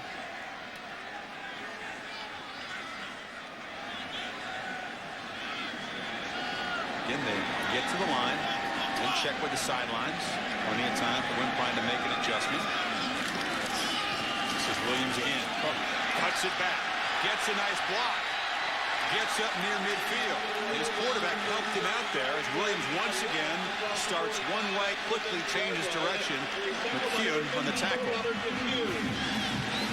This is all D'Angelo Williams in the cutback here. Nowhere to go, speed to get to the outside. His quarterback comes in there to help, but he was already by that guy with his quickness. Number 82, John Doucette, made a tremendous block again. He's 6'2", 270 from New Orleans, Louisiana. He crushed the guy down, the same thing he did before when he went in for the score.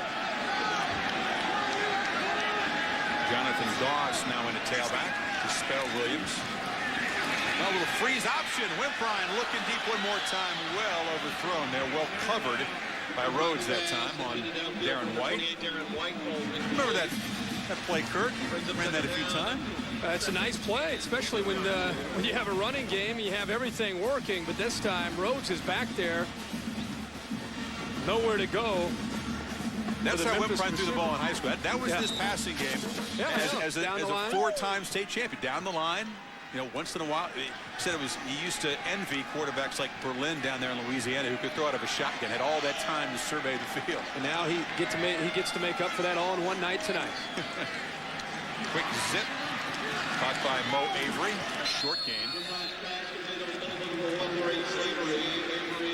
Avery's the only guy, the only NCAA athlete who was part of a football team that won a bowl game and part of a basketball team that won an NCAA tournament game. He was kind of a body they put out on the floor, a guard who hustled, played defense for John Calipari. They beat South Carolina in the NCAA tournament first round. That's a nice distinction there. Win a tournament game, win a bowl game. Only guy to do it last season. Wimprine again on third down. 7 of 10 tonight are the Tigers.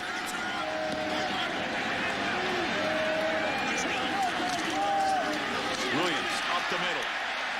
First down yardage inside the 40 before Abe Brown grabbed him. Quick burst again by Williams. Boy, that's a wonderful block by 63 Blake Butler, the kid from Cleveland, Ohio. Kirk, he comes right down off the ball, does a nice block on the nose tackle, and gives Williams some room right there. Really impressed with Williams' ability to get in there and run between the tackles and showing a lot of physical presence out of the quick, shifty tailback. Williams approaching 150 yards now. $144 on the night. Delay, they give it to him. Flag flies as Williams scoots to the 25, but it's in the holding zone. Just when you brag on the O-line. Yeah.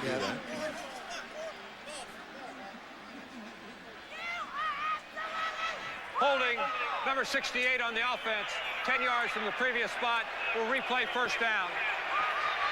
And we got Jason Matthews on the hold.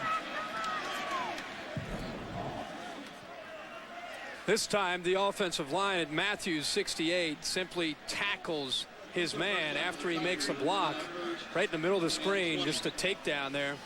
You're going to call that every time. But D'Angelo Williams, guys, for a quick, shifty back, he doesn't. A lot of times, guys will wait for the big play and dance around. He gets upfield with such acceleration, and he eats up yardage for a small back. option again. This is Joseph Doss, and the freshman can't quite turn the corner before Rhodes is there again. Rhodes is going to need, I think, 3 or 4 aspirin after this game. He's been active. And a hot tub. Had the touchdown. He's been burned. He's been flagged, and he's made a whole bunch of tackles here. You know what this reminds me of? The Louisville defense is what happened to the Miami defense. All of a sudden, they got exposed. I mean, Louisville's defense is getting exposed tonight like Miami's defense is, and I wouldn't be surprised if everybody in America that plays them starts to do the same thing against them. Well, they got to have a quarterback as precise as Wimpine is. He gets bumped back, flushed out of the pocket, scoots out of bounds at the 35. I mean, you know, I agree that there's a lot of excellent scheming going on here, but he's delivering the ball where it needs to be. Players are out there making some plays to go along with the scheme. The bottom line to me is when you play man coverage, it is essential to put pressure on the quarterback in any way. If you're going to live on an island out there, if you don't get pressure consistently, eventually it's going to catch up to you. And that's what we've seen in the last 2 or 3 weeks all across the country. Good offenses making man coverage really pay for defenses, pay for playing man. Tigers try to continue their third down efficiency. They flip the ball back to Avery. Avery gets a block or 2. Avery gets the first down, gets down inside the 20.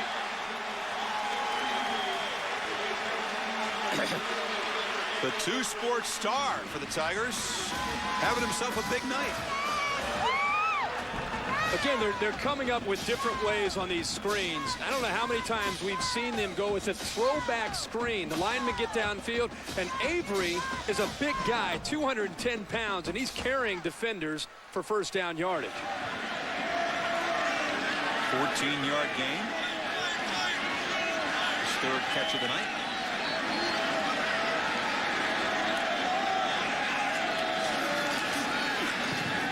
Douglas flanking Williams, and Wimpine finally pressured. Stumbles, fires the ball incomplete.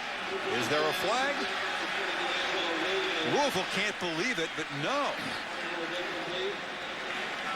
He was clearly on the way to the ground and kind of slung the ball near the sideline as Brandon Cox pressured him.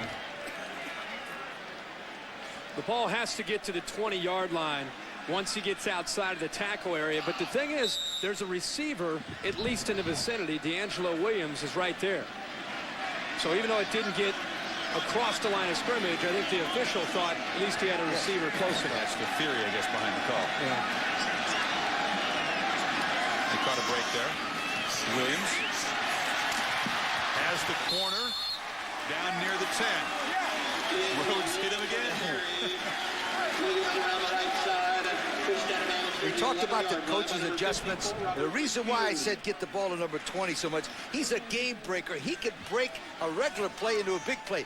He almost pays back Kerry Rhodes for stripping that ball by dropping that shoulder into him.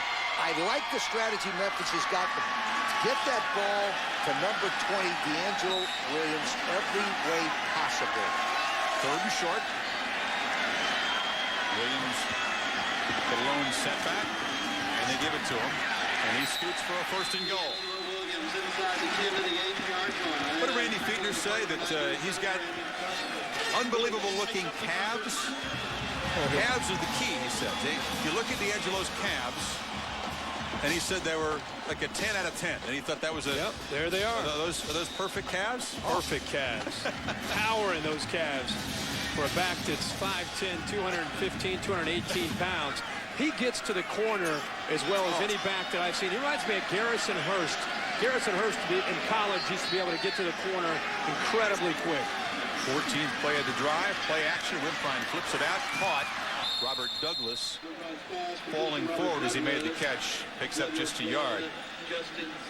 Memphis on the most time-consuming march of the game. They've had a lot of long drives. They've been quick ones. This time, 14 plays so far. This is the opening possession of the 3rd quarter. That's one way to keep the score down. Get a touchdown, but take 5, 6, 7 minutes to get there. Nothing wrong with that. I'm a fan of that.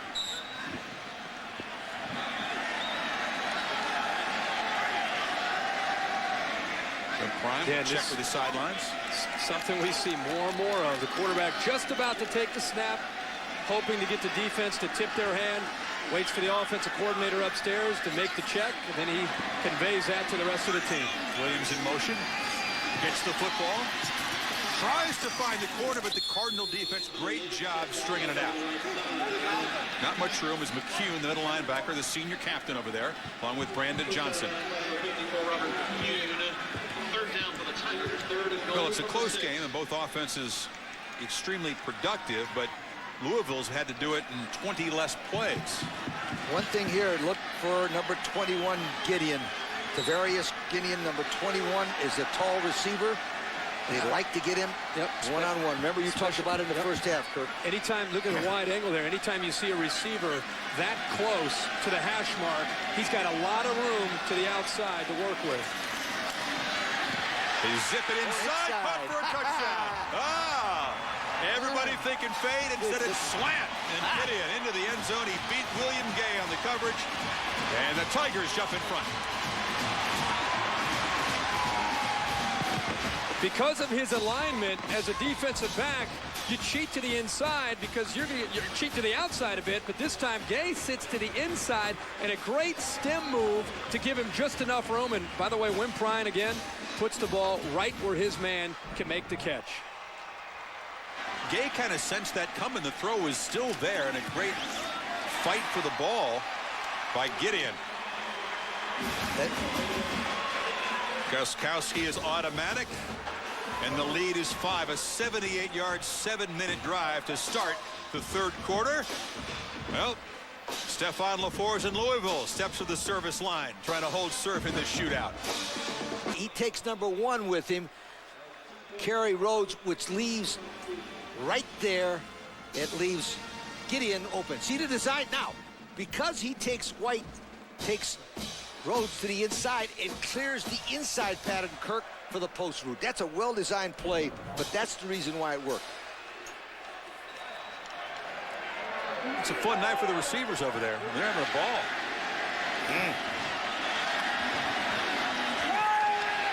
LaForce fires high, hauled in by Broderick Clark, who turns the corner and be marked out of the 36.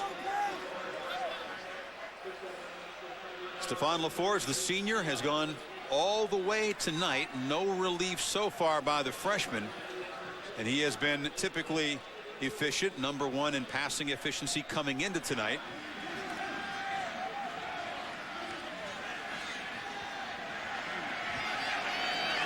Michael Bush, a lone setback. Send Barnage in motion. And give it to Bush. He'll crease there. Big guy running through arm tackles and pushing the pile near first down yardage. These defenses have got to be worn down. I mean, the offense has got to be tired too, but I think you're going to see more of that for both teams.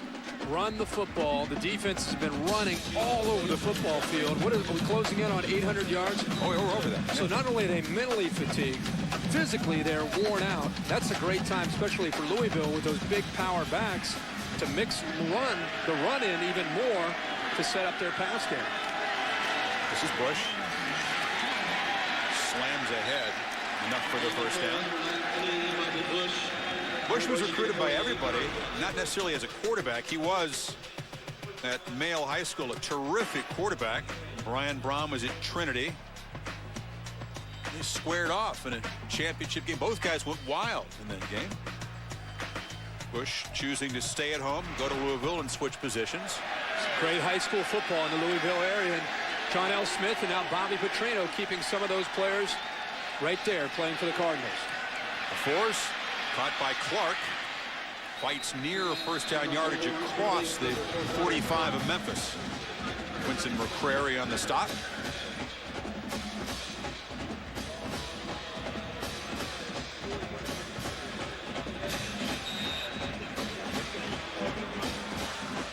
As an offensive guy, he has to be enjoying the night, but as a head coach, he wishes his defense would stop somebody. Of course. Two types, a little different set here as they give up the ball to Gates. Gates turns the corner, first down. Near the 35. Wesley Smith on the stop. Keep your eye this time on Jason Spitz, the left guard. 6'4", 310 pounds from Jacksonville, Florida. He misses the man the first time, Kirk, but did you notice his body control? I like the way he controlled his body, right? He misses him, but stays up and gets him the second time. Nice play that time. Very nice athletic ability for a big guy who missed that first try, and in position, like you said, turn his shoulders to give his back enough room to pick up the first. Good body control for 310 pounds. First down. They swing it to Bush. Strung out well there. Knocked out near the line of scrimmage. McNair, the defensive tackle. Out there in the flat. Joe Lee. I mean, it's a nightmare for him tonight.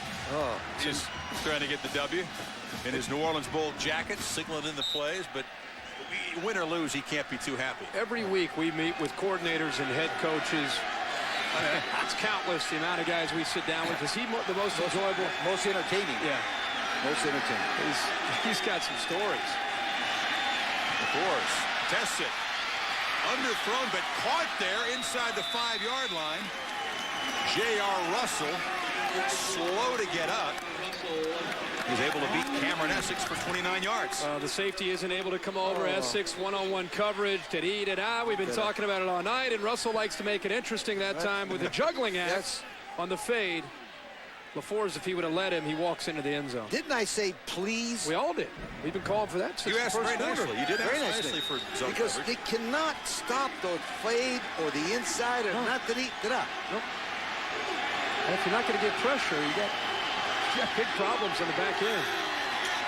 Shelton behind Gates in the end to give it to Big Eric, and he's stopped. Cole, Carlton, Baker, good penetration by Memphis.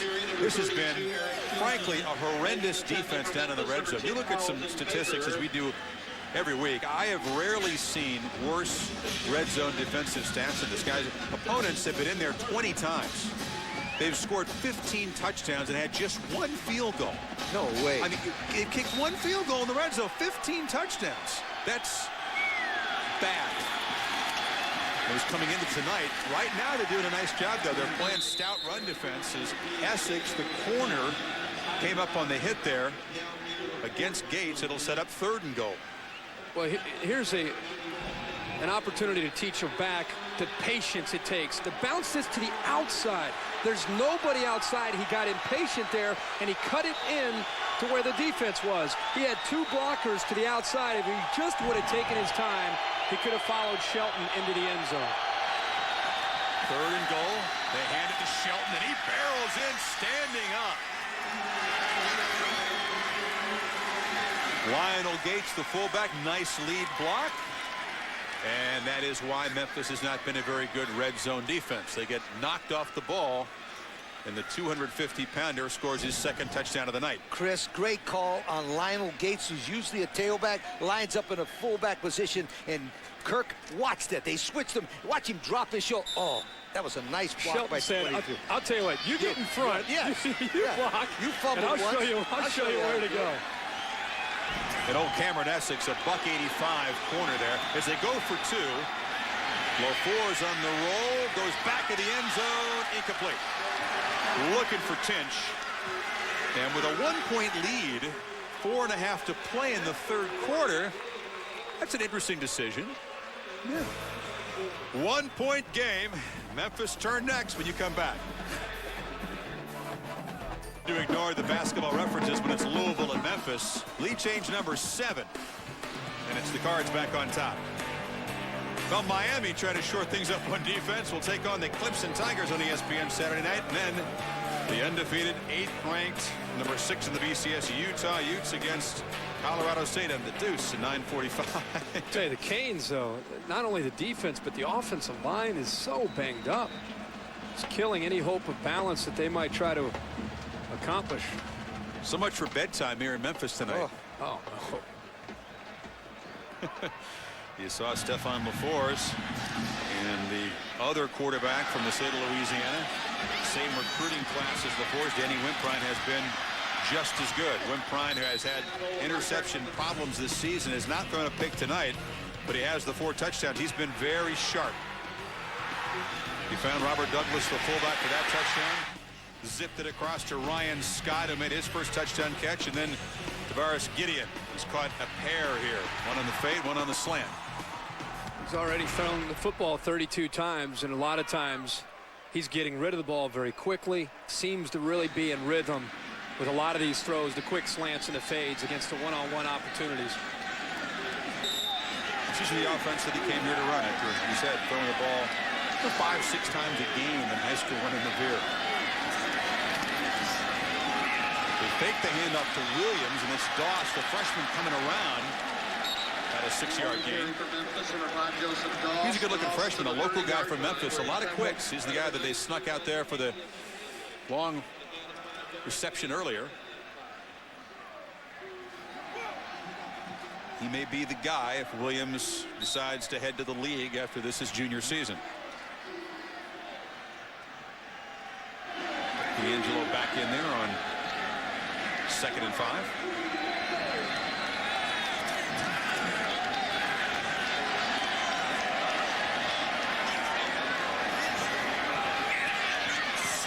Prime finds Williams. Again, makes the first guy miss, gets near the marker.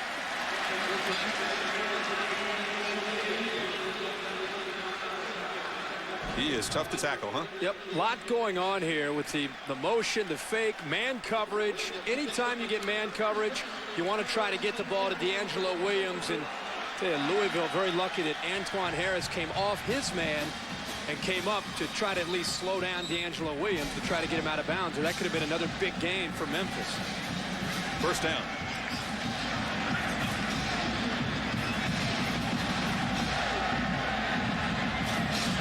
Each team a long touchdown drive to begin this second half. Memphis won 78 yards. Louisville answered with an 80-yard touchdown drive to retake the lead. Woodbine fires, juggled. Almost intercepted in there, intended for Ryan Scott.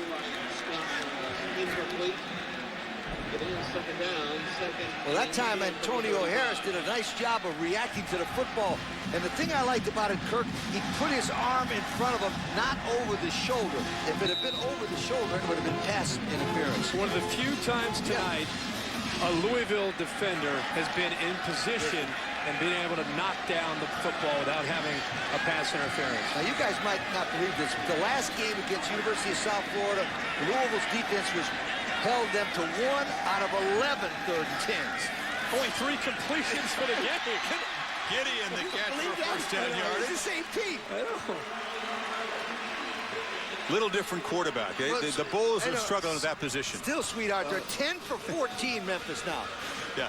South Florida was 1 of 11. They only had completed 3 passes in the game. Whole game. Yeah. Okay. Yeah. But South Florida beat UAB. Beat a pretty good football team last night. Yeah. Lane Bolt's defense fell apart there in the second half.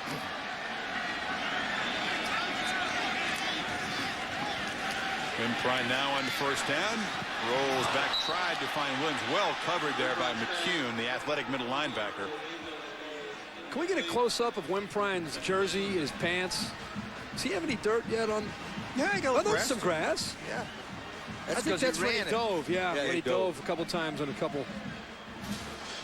Yeah, you notice the grass stains are on the front. Yeah. We're talking about Robert McCune there, 6 foot, 242. He's had 193 tackles in 2 years, the captain of the defense. A very fine middle linebacker, very fine linebacker. This is a tough game for him. He'd rather have somebody just roll up and just pound him.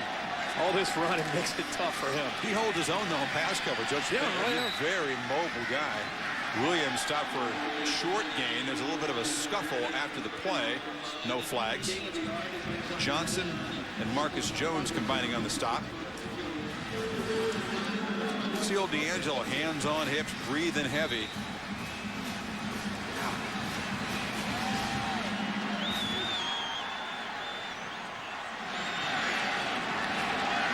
And Bryant on 3rd and 9 now. Williams, slot, far side of the field. Instead, a nearsighted Gideon off his hands would have been very near first down yardage. And guys, hold on now, because he might decide to go for it, but we may have a punt. Well, this is where Memphis always likes to, a lot of times they'll use their quarterbacks once they cross midfield, but they're going to actually elect. They found him. They went into the locker room and found the punter. Yeah, Brandon Roberson, who's in there. They often do use the quarterbacks to kind of rugby punt, but it's a conventional looking punt here. Get the street clothes off and throw them out in the ball game with 2 minutes to go in the third quarter. Roberson kind of pooches it down there. No fair catch. The ball taken at the 20-yard line. Give me a little short return by Montrell Jones. Little Wimbledon talk there, Fowler. What was a little broken service? That was a service break. Service break. This is like grass court tennis. We'll talk Heisman. Historic Blues Street. B.B. King has a club down there. It's a good spot. Both defenses singing the blues tonight. Louisville 41-40. Cardinals have that 1-point lead as they get the football back in their own 23-yard line. And Stephon LaForce, for him, that's not that efficient tonight. Actually 9 incompletions. They come out of the break, and some confusion here as the officials huddle.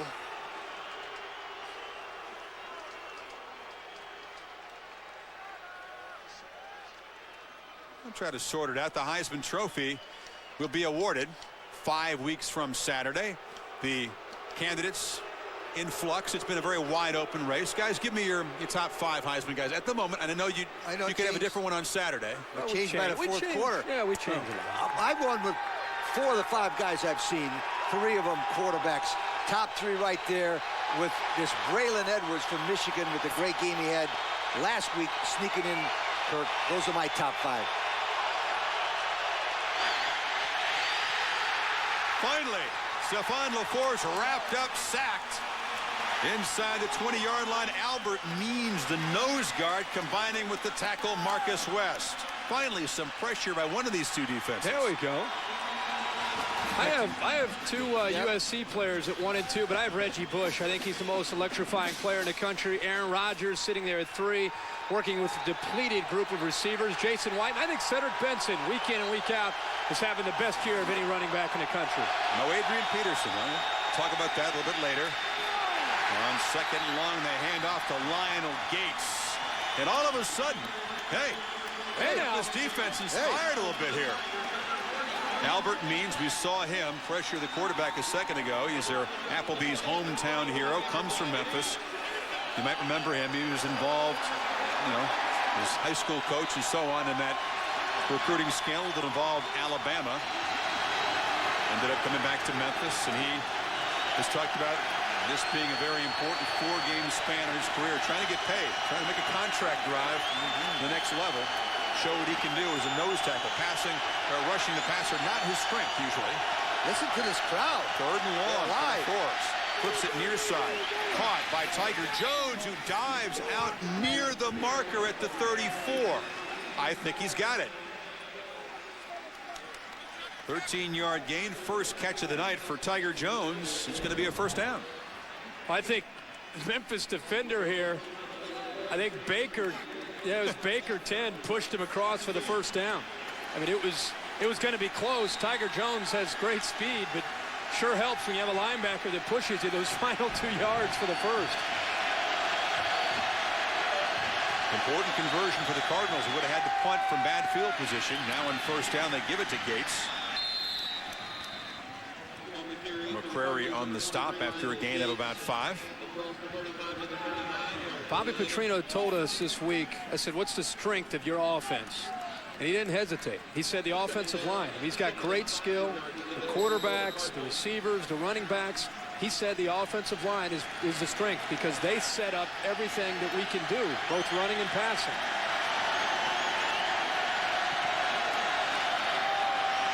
Final play of the 3rd quarter. This is Gates. Nice stop there. Tim Goodwell, the backer on the stop. And the Liberty Bowl crowd trying to inspire the Tiger defense. 15 minutes to play. Each team has punted once. 81 points on the board. And Louisville will face a 3rd down as the Tigers try to get the football back. Whole lot of shaking, whole lot of scoring going on tonight in Memphis. Memphis. Folks on their feet hoping for a Memphis Tigers defensive stop. There have been very few on this night. But if you're Memphis and you got 482 yards offense against a statistically pretty good defense, and you're down by a point as we start the final 15 minutes. LaFleur's in the gun on 3rd and 3. Shelton next to him. Stephon going to keep it. And he's going to make the first down out near midfield. That is a little bit of a mini dagger to a defense. As if you don't have enough trouble stopping Louisville's weapons, LaFleur's scrambling for a first on 3rd down. Did it 3 times the last game. Design play, but this gives you an idea, an indication of the strength that Stephon LaFleur has, because Quentin McCrary has him right there short of the first down. Speed and also toughness and determination. He is quite a competitor to pick up that first down. LaFleur's perhaps to go the distance for the first time this year. We have not seen Brian Brohm as LaFleur's flips it far side complete. It's about a 9-yard gain to Tinch. Unless you saw that from up here, that is a great play. He actually, LaFleur's, looks all the way to the left, wants to throw the ball left. The guy's covered. He throws the ball across the field, a shot right to Tinch. That, to me, was a brilliant play by a quarterback who's got savvy, but it's got the on his arm. Well, that was a great play. Definitely has it on the arm.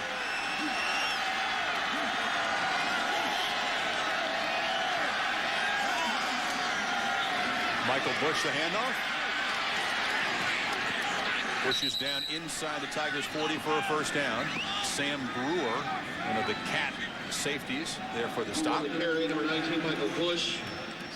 Generously listed at 6 feet. Stephon's more like 5'10", 5'10 and a half. We talked about when you go for 2. It's always a big debate. When do you go for the extra point? When do you go for 2 in the 3rd quarter? If they would have just kicked that to go up 42-40, they're able to score a touchdown here.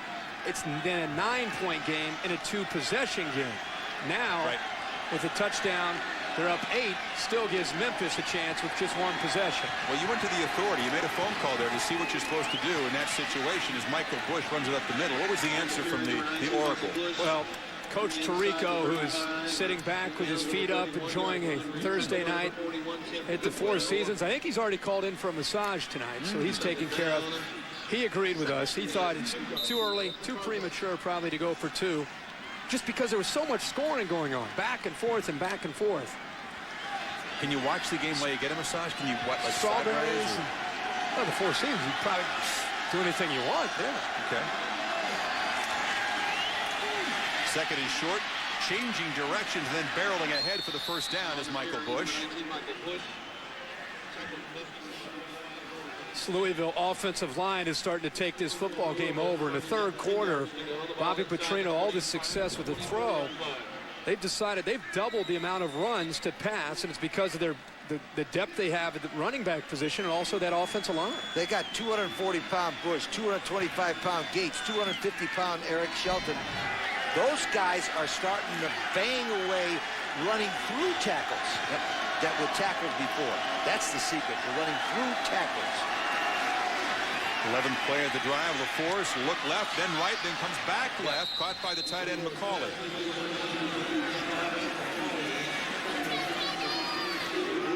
Entire defense here. Watch this. Watch him come back, LaFleur's. He's going to come back and look right. Look left. Come back right. Kirk, that is a well-schooled quarterback that's got natural instincts, doesn't he? Outstanding instincts and also just incredible game experience that allow. He knows where every receiver is in his progression.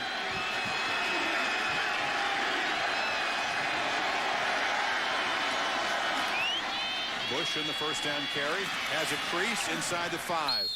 On the carry on the right side, number 19, Michael Bush. Bush inside the 5 to the 3rd, where he's tackled. Yeah, this is a pretty good offensive line dominating a very worn-out defense. Look at him get to the outside here. It's the weak side. LeFew and Spitz leading the way for a big tailback in Michael Bush. And all that momentum. Look at these linemen. They're getting a head start. They're waiting to take somebody on. And the depth and the size of these tailbacks, Lee, we talked about it, starting to wear down Memphis. Remember, Joe Lee Dunn said, we don't have a lot of depth. They're giving everything they have, and maybe they're running out of gas. This drive has belonged to Bush. Now they put Shelton in. It runs it down into the end zone for a touchdown. Delay signal that the crowd doesn't like. But Shelton just across for his third touchdown tonight with Lionel Gates, again the lead blocker. The thing that makes Shelton so powerful is not only he's 250 pounds, he drives his shoulder into him. You can see why he was such a highly respected player down at Florida State. He got at Florida State and saw too many tailbacks and decided to leave. Should have stayed. Should have stayed. Like all big power backs, when he starts to run downhill, lowers his pad level, he becomes a force to reckon with. He had 5 touchdowns this year against East Carolina. 5 in one game. Arthur Carmody, who's broken a Louisville record for consecutive PATs, knocks it through. 13 play drives, 77 yards. The deficit for the Tigers, 8. 8:30 Eastern time, all in high def, presented by Phillips and Best Buy. Lee, how you doing? You all right? You got that button which you can hit, which takes you right off the air. Louisville to kick off. Tigers in an 8-point hole and a chance for the return here. Right up the middle of the field. Oh, for a nice game. The first real strong special teams play of the night. LaKendis Cole out across the 40. Reggie Bradshaw on the tackle. That's what the Tigers needed. Down 8. Nice field position for Win Prime. Just what he needs, right? Some good field position, no problem. We'll take the ball close to midfield. And remember, the key here is mix up the run and a pass. Make sure D'Angelo Williams touches it, but don't forget those short, quick passes again. Nice balance can help them move the football. And Prime slips it out to Williams. Beats the linebacker, scoots out of bounds. Woods gives him a push. Pickup of about 8 or 9.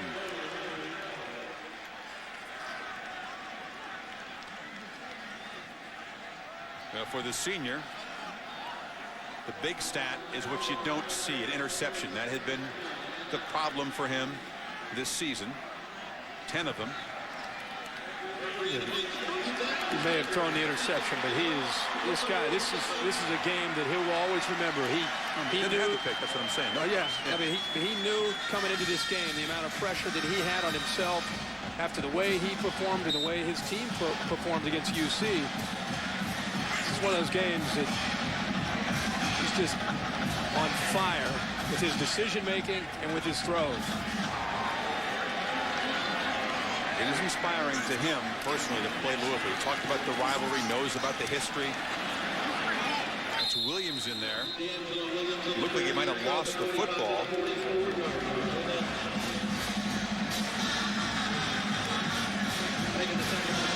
The Tigers got it.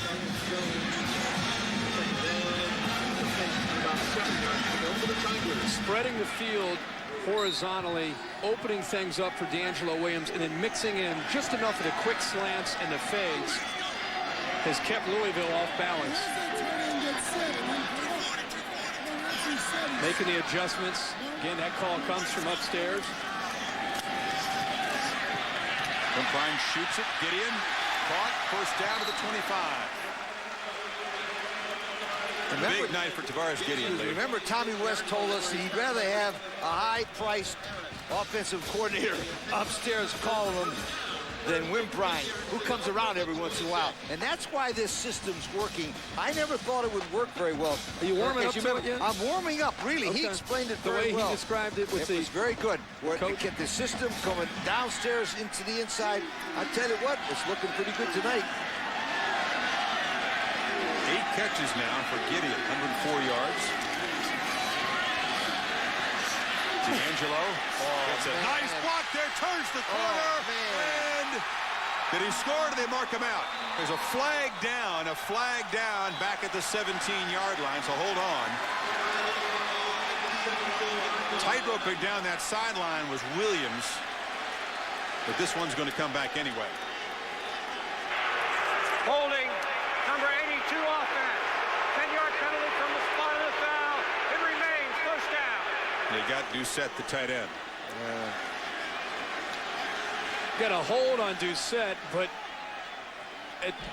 a block that you just love to see from a big fullback leading the way. Watch there's the hold to the right here and the right, but the fullback blows up a poor corner there, Antoine Sharp. Watch this block right here. This is the way you do it. Boom. He buckled it. Beautiful. Williams danced right around it. And the thing about that, the Doucette has made at least 2 really big, good blocks. Doing well. Yep. Doing well. That time he got up a little bit too much.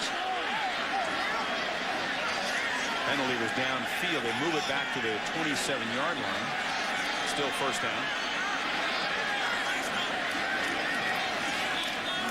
Fine diving tech one more time is Tavares Gideon, his 9th. Let's go back to the hole. Excuse me, Chris. I can't hear. Let's go back to the hole right there on Doucette because it takes back a touchdown. Watch him come off. Good position. Good position. Now you don't have to hold him. You've already got him. But he's grabbed him underneath the shoulders, Kirk. And when he does that, his hands come out. And that really hurts because it costs him a touchdown. And that pass ruled incomplete a second ago, so 2nd and 10. They just showed the replay on the Jumbotron of the crowd once again. Not in agreement with the Zebras. Neither was Gideon. Gideon really thought he caught that football. Again, it's Doss in the reverse as they give it back to Darren White. 3 Cardinal defenders right there force him out of bounds. Abe Brown and a couple of his buddies not fooled on the trick play. Early 4th quarter when a chilly night in Memphis. Chris Fowler along with Lee Corso, Kirk Herbstreit, Jill Arrington.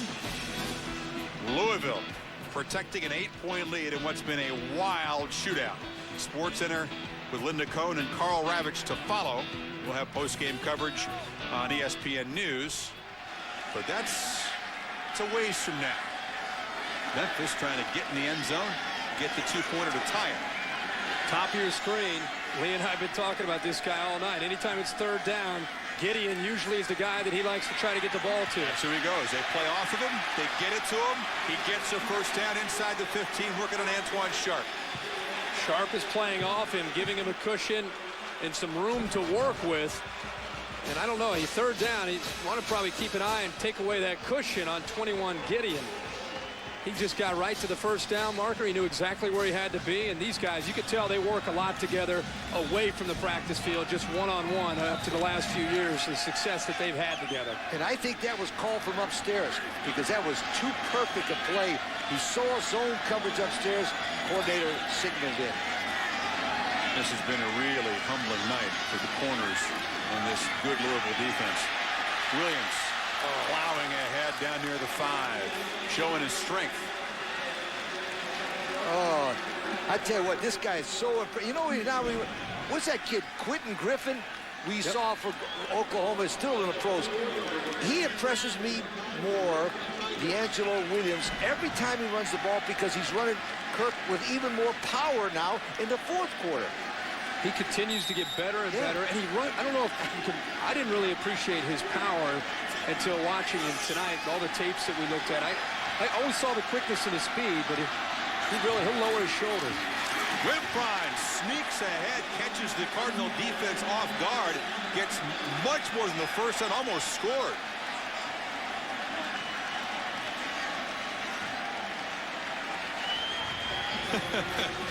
Well, if you can lip read, he wasn't happy, Coach Petrino. And now Memphis less than a yard away from the goal line, which will put them a 2-point conversion away from tying this game. Just an average 1st and goal formation, right? Yeah. Quarterback breaks the plane, touchdown Memphis.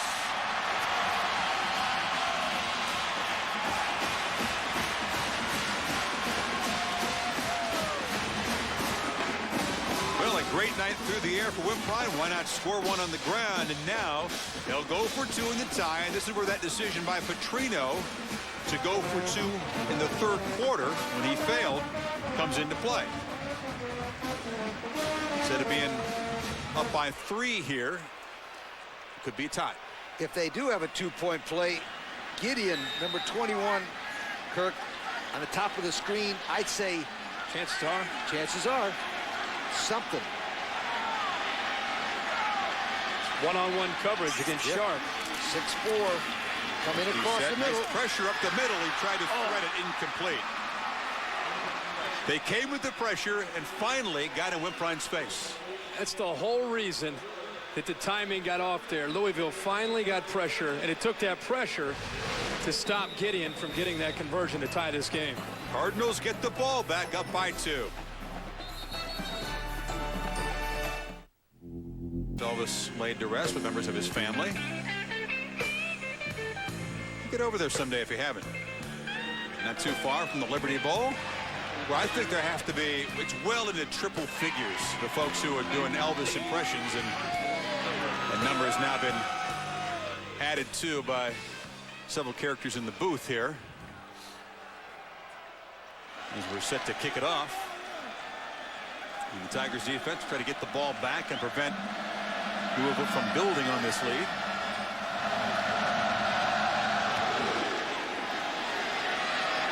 Patrick Byrne knocks it down there. Collected by Broderick Clark. Has some room. Nice return across the 30-yard line. Well, if you want to be Elvis in the 70s era, you could try on these shades. Lee's got the gold version. I've been by Tupelo, where he's from. What a great story that is. A guy coming from there to be king of the world practically. Unbelievable. Moved here as a teenager. Of course, lived here. And it's hard for me to make a serious point with you know, it is. By the way, Elvis.com, $19. Pretty good. I like him. Oh, I do. It's a good look for you. To the game. Yeah. LaFleur is on play action. Almost picked off. Broken up out there. Quentin McCrary giving chase. He's looking for McCauley, the tight end.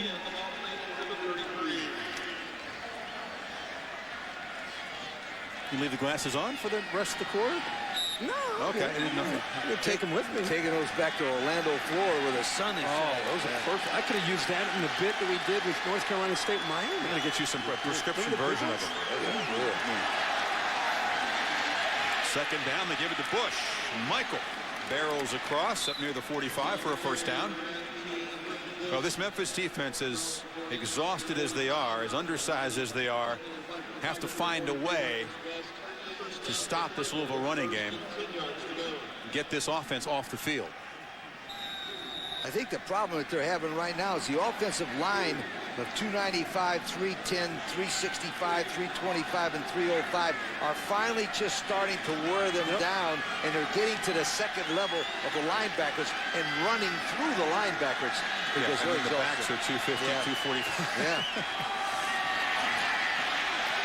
Again, running through tackles for a first down on the far side is Shelton. They're well over 250 yards rushing. Joshua Tinch with the block. Eric Shelton has showcased all of his talents tonight.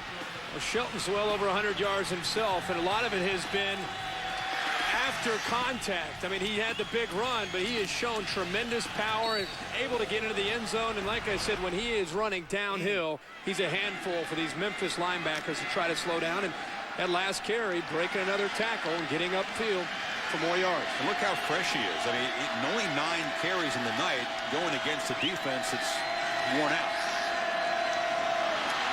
They jump across the line. They tried the quick snap to draw the penalty. LaForge fumbled the snap and had to dive on it.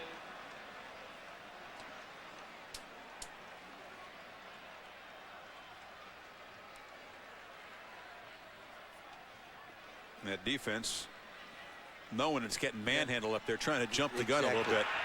Offsides, number 92 defense, 5-yard penalty, remains first down. Well, one of the reasons the offensive linemen like LeFew and Spitz and those guys up front, the left side especially, LeFew has started 32 straight games, number 78. Number 59, Spitz, is 20 straight games. I mean, that's a lot of experience, Kirk, and they're big and they're strong and they're really coming off the ball now when they need to. The continuity within this offensive line, I think, is what makes them special. All those career starts, you start to get a feel for one another. Shelton drops the football, recovered by McCrary and the Tigers.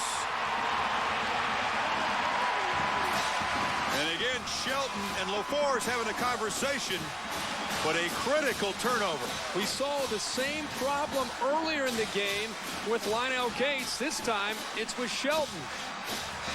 See if the ball just, if it didn't get to him, or was he expecting it? I don't know. It looks like the ball never got in. Let's see right here. Now it's in there. Shelton had his eyes up, still looking for the hole, not at the football. And second time that Louisville's had a problem with LaForce handing it off, simple handoff to the running back. 2 turnovers now.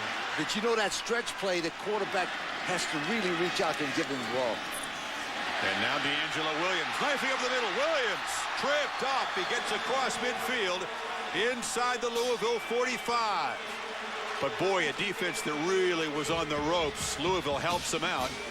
Let me tell you something. We've been around the country, and if there's a better running back than number 20, D'Angelo Williams around it, I've seen. I tell you, you talk about Peterson and the guys we've seen. This guy is a sensational running back and does a lot of it on his own. He reminds me now, I hope he's okay, but number 5 that plays for USC, the way he gets upfield in a hurry, this guy has some of those characteristics with that speed upfield. Wimprine takes a deep shot. Caught. Out of bounds. Mario Pratchett gave a little shove to the DB. No flag. It's first and goal Memphis as he beats Antoine Harris. This is a disease that has been all over college football over the last 2 weeks. Defensive backs, guys, if you're out there watching, this is not how to do it. Find the football. If you're out there by yourself, you could say it's a little bit of a push there, but he deserved to have that push because he didn't know where the ball is. You know, we never even mentioned this guy, Mario Pratchett. That's the first time. First catch. He's only had 8 catches all year. He's 6'4". Good-looking receiver. They'll use 8 of them. Yeah, I tell you. Settle in and out.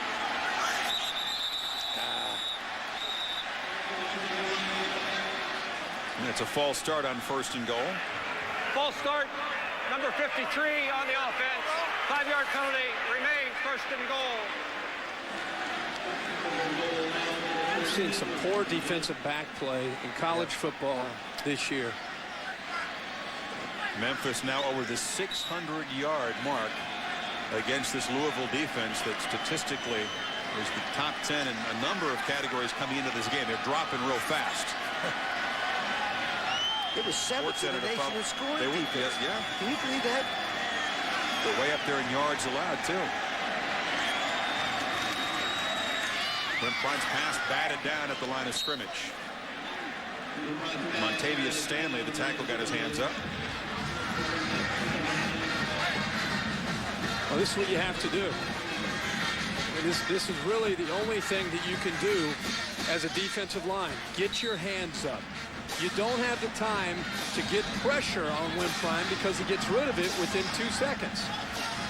Louisville has got to be able to get their hands up as a defensive line to be able to bat those quick throws down. Now this play is coming from the sideline. You see the quarterback, he's getting the signal there, changing the play he had called into the call the offensive coordinator is making. Wimprine throws into traffic, looking for the slant to Davis. Broken up by William Gay.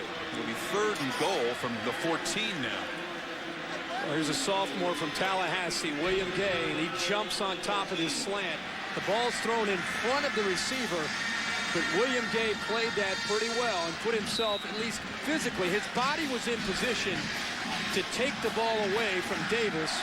If the ball's thrown behind Davis, he can make a catch. But that's a nice job at corner there that time by the sophomore from Tallahassee. If I'm upstairs now, I fake that. Go to the outside. Up to the outside. That's what I do. Fake that quick post. Well, field goal gives them the lead, and they'll make the cautious call here, running Williams into the line to set up Gostkowski. Didn't take a shot in the end zone. Yeah, but the only thing Kirk and I talk about a lot, if you're going to set up a field goal, set it up in the middle of the field, not on a hash mark for these soccer kickers. What do you think, right? No, yeah, get it in the middle of the field. I think it goes back to the decision about going for 2 early in the football game. The score could be tied right now, and then you could be more aggressive with your offensive play calling and going for the end zone. Gostkowski, who's certainly a Lou Groza type candidate, 14 of 16 on the season for the lead. No problem. with the junior from Madison, Mississippi. So a 1-point lead for the big underdog Memphis Tigers. Midway fourth quarter. SportsCenter to follow as Louisville will get the ball back. You guys have been itching all night. Talk about your top fives. Can't wait. And we'll get to that when we come back. Louisville will get the football back. 8 lead changes and what's turning into a classic. We'll come back. The top 4 ranked in the poll. We'll see what Lee and Kirk, who are unafraid to modify their top 5s on a regular basis. Here's the kickoff and a booming one. Touchback that we've waited all night for. Louisville will begin 80 yards away, down by a point. So, as of the moment, and it is right now Central Time, 10:18 on Thursday. Okay. Give me your top 5. I'm going with all undefeated teams. You changed again? No, I did all the Auburn. They're second. That's the one team I hope doesn't get messed up. Wisconsin. All my teams are undefeated. Kirk. Where was Cal? Wasn't Cal in there last week? No, I've never had Cal in the top. I have Cal. This man here does. I'm sliding Cal up to number 2. I don't care about their one loss. I still think USC Oklahoma will play in the Orange Bowl, but the Sooners need to show a little bit more pride if they have any chance this weekend going down to Kyle Field. Get them going. All right, get them fired up. That's it. LaForce threads it in there. Nice catch in traffic by the freshman tight end Barnage, who caught his first career touchdown earlier tonight. This is a beautiful pass here by LaForce. Threads the ball again to that 6'6" freshman tight end Barnage. Kirk, notice a little bit more zone from our friends from Memphis, huh? A little bit zone. It was a nice catch by the freshman. Now they run it to Michael Bush for a first down. It's a pretty good-looking athlete. Big 6'6" kid. Good the freshman coming back with the right hand there to make that catch. Just remember, Louisville as a team has been here before. I mean, they've done this before. They know what it takes when a game's on the line, and you have to maintain your poise, and it doesn't hurt having Stephon LaForce back there making the decisions for this offense. They've been done that a lot this year, though. They lost the close game to Miami. They've been winning blowouts. But it wasn't because of their offense. No, it wasn't. Again, the cushion exploited by LaForce, who finds Tinch. You said a good word, the cushion. The cushion is the fact that they've now tried to mix up a little bit zone. Now, I understand he's going to throw some completions here, but what they're doing is playing percentages. See the guys all in the zone from Memphis, and then react to the ball, try to strip him, Kirk, or maybe have a deflection, or maybe get an interception, but don't let him have a cheap one, please. The downside to that is when you rush 3 and drop 8, you're going to give Stephon LaForce a lot of time to throw the football. But if you're playing zone, they will run by him, like we were talking about like earlier today. All game. 11:35 combined offense so far. LaForce pressured, slips away, but dropped behind the line. Marcus West, the sack leader for that Tigers defense there. Jolie Dunn right now changing things up. The first 2 plays, he went with 3 up front and dropped 8. This time, he decides to bring some linebackers to try to mix that up and confuse the Louisville offensive line, and that time it worked to set up another 3rd down. Sam Brewer, the catch safety, was in there as well. Crowd really roaring now, loud as they've been all night on 3rd and long for LaForce. Low throw, caught, Tinch, first down. I watched LaForce after he threw that ball. He was unhappy with himself because he didn't just get back and turn it loose. He kind of tried to push the ball and aim it instead of just getting back and trusting it. But still, Tinch is able to make that big catch to keep this drive alive. Ball is low, and the reason it's low is because the quarterback, LaForce, tried to aim the football instead of just throwing it. Stephon, 10 of 11 in this half. Handed off to Bush. Tries to muscle the ball outside. West, another nice play there. It's shaping up as Louisville's perhaps their last possession of the night, guys. They had the fumble in the previous possession trying to march for what perhaps could have been a clinching touchdown. Instead, they cough it up on the exchange. Memphis goes down, kicks the field goal to take the lead, and now inside of 3.5. Real urgency for this Louisville offense. Memphis has got a chance if they keep them all inside. They got to be careful for the bomb like this. I say nothing. Throw it down there and no cushion. I Instead, say they nothing. man up. Yeah, you got it. J.R. Russell on the catch. 23, man for man. Hello, Sam Brewer. Kirk, you take this one, please. Well, I was just about to circle right here, one-on-one coverage. It's not real fancy, but when you get this kind of matchup, you'll take this. Brewer cannot stay with J.R. Russell, and without a safety back there, can't get the pressure on the fours. Pitch and catch for Louisville offense. Why in the world play that cut? Try to trick him. Yeah, forget it. This is Bush spinning inside the 20. Now they'll just run the football. Ba-bing, ba-boom, ba-bum. They'll get Shelton, Gates, Bush, and go right on in. Art Carmody, very reliable kicker from short distance. The way this game is going, Carmody needs to sit right there on the sideline and try to get Louisville to just keep moving the football and get into the end zone. You don't want to see a field goal right now. Bush spins, tries to fight forwards, held short of that first down marker as Wesley Smith, Carlton Baker all in there. Came close to losing the football again. Well, he didn't come close. He should have lost this. Look at this football. How does he hold on to this ball? I mean, West rips it out of there. You talk. Look at that. That is strength. Yeah, that is strength. He used his fingertips to say no. Remember one thing? Not right now. Sweetheart, great basketball player. I know. Great bat. That's why he's got those good hands.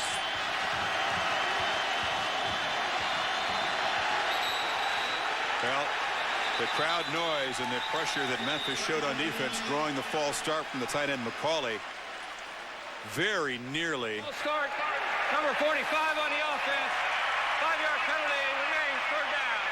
Very nearly a fumble that would have perhaps iced the game for Memphis. This is a terrific replay, guys. I mean, this near fumble by Bush. Somehow he holds on one-handed as West is ripping at it. I mean, look at this. Nobody else on that team could have held on that ball like that. Well, again, here's the coverage that you like to see. Yeah. One-on-one. Little post. There it is. Third down right over the middle. Low throw again. LaFour's very cautious on the throw. It's caught by Russell for a first down. If he leads him out at the touchdown. Well, there isn't a safety. It's one-on-one. You dream about having that opportunity. The time is there. LaFour's with J.R. Russell. They've done this 1,000 times in practice.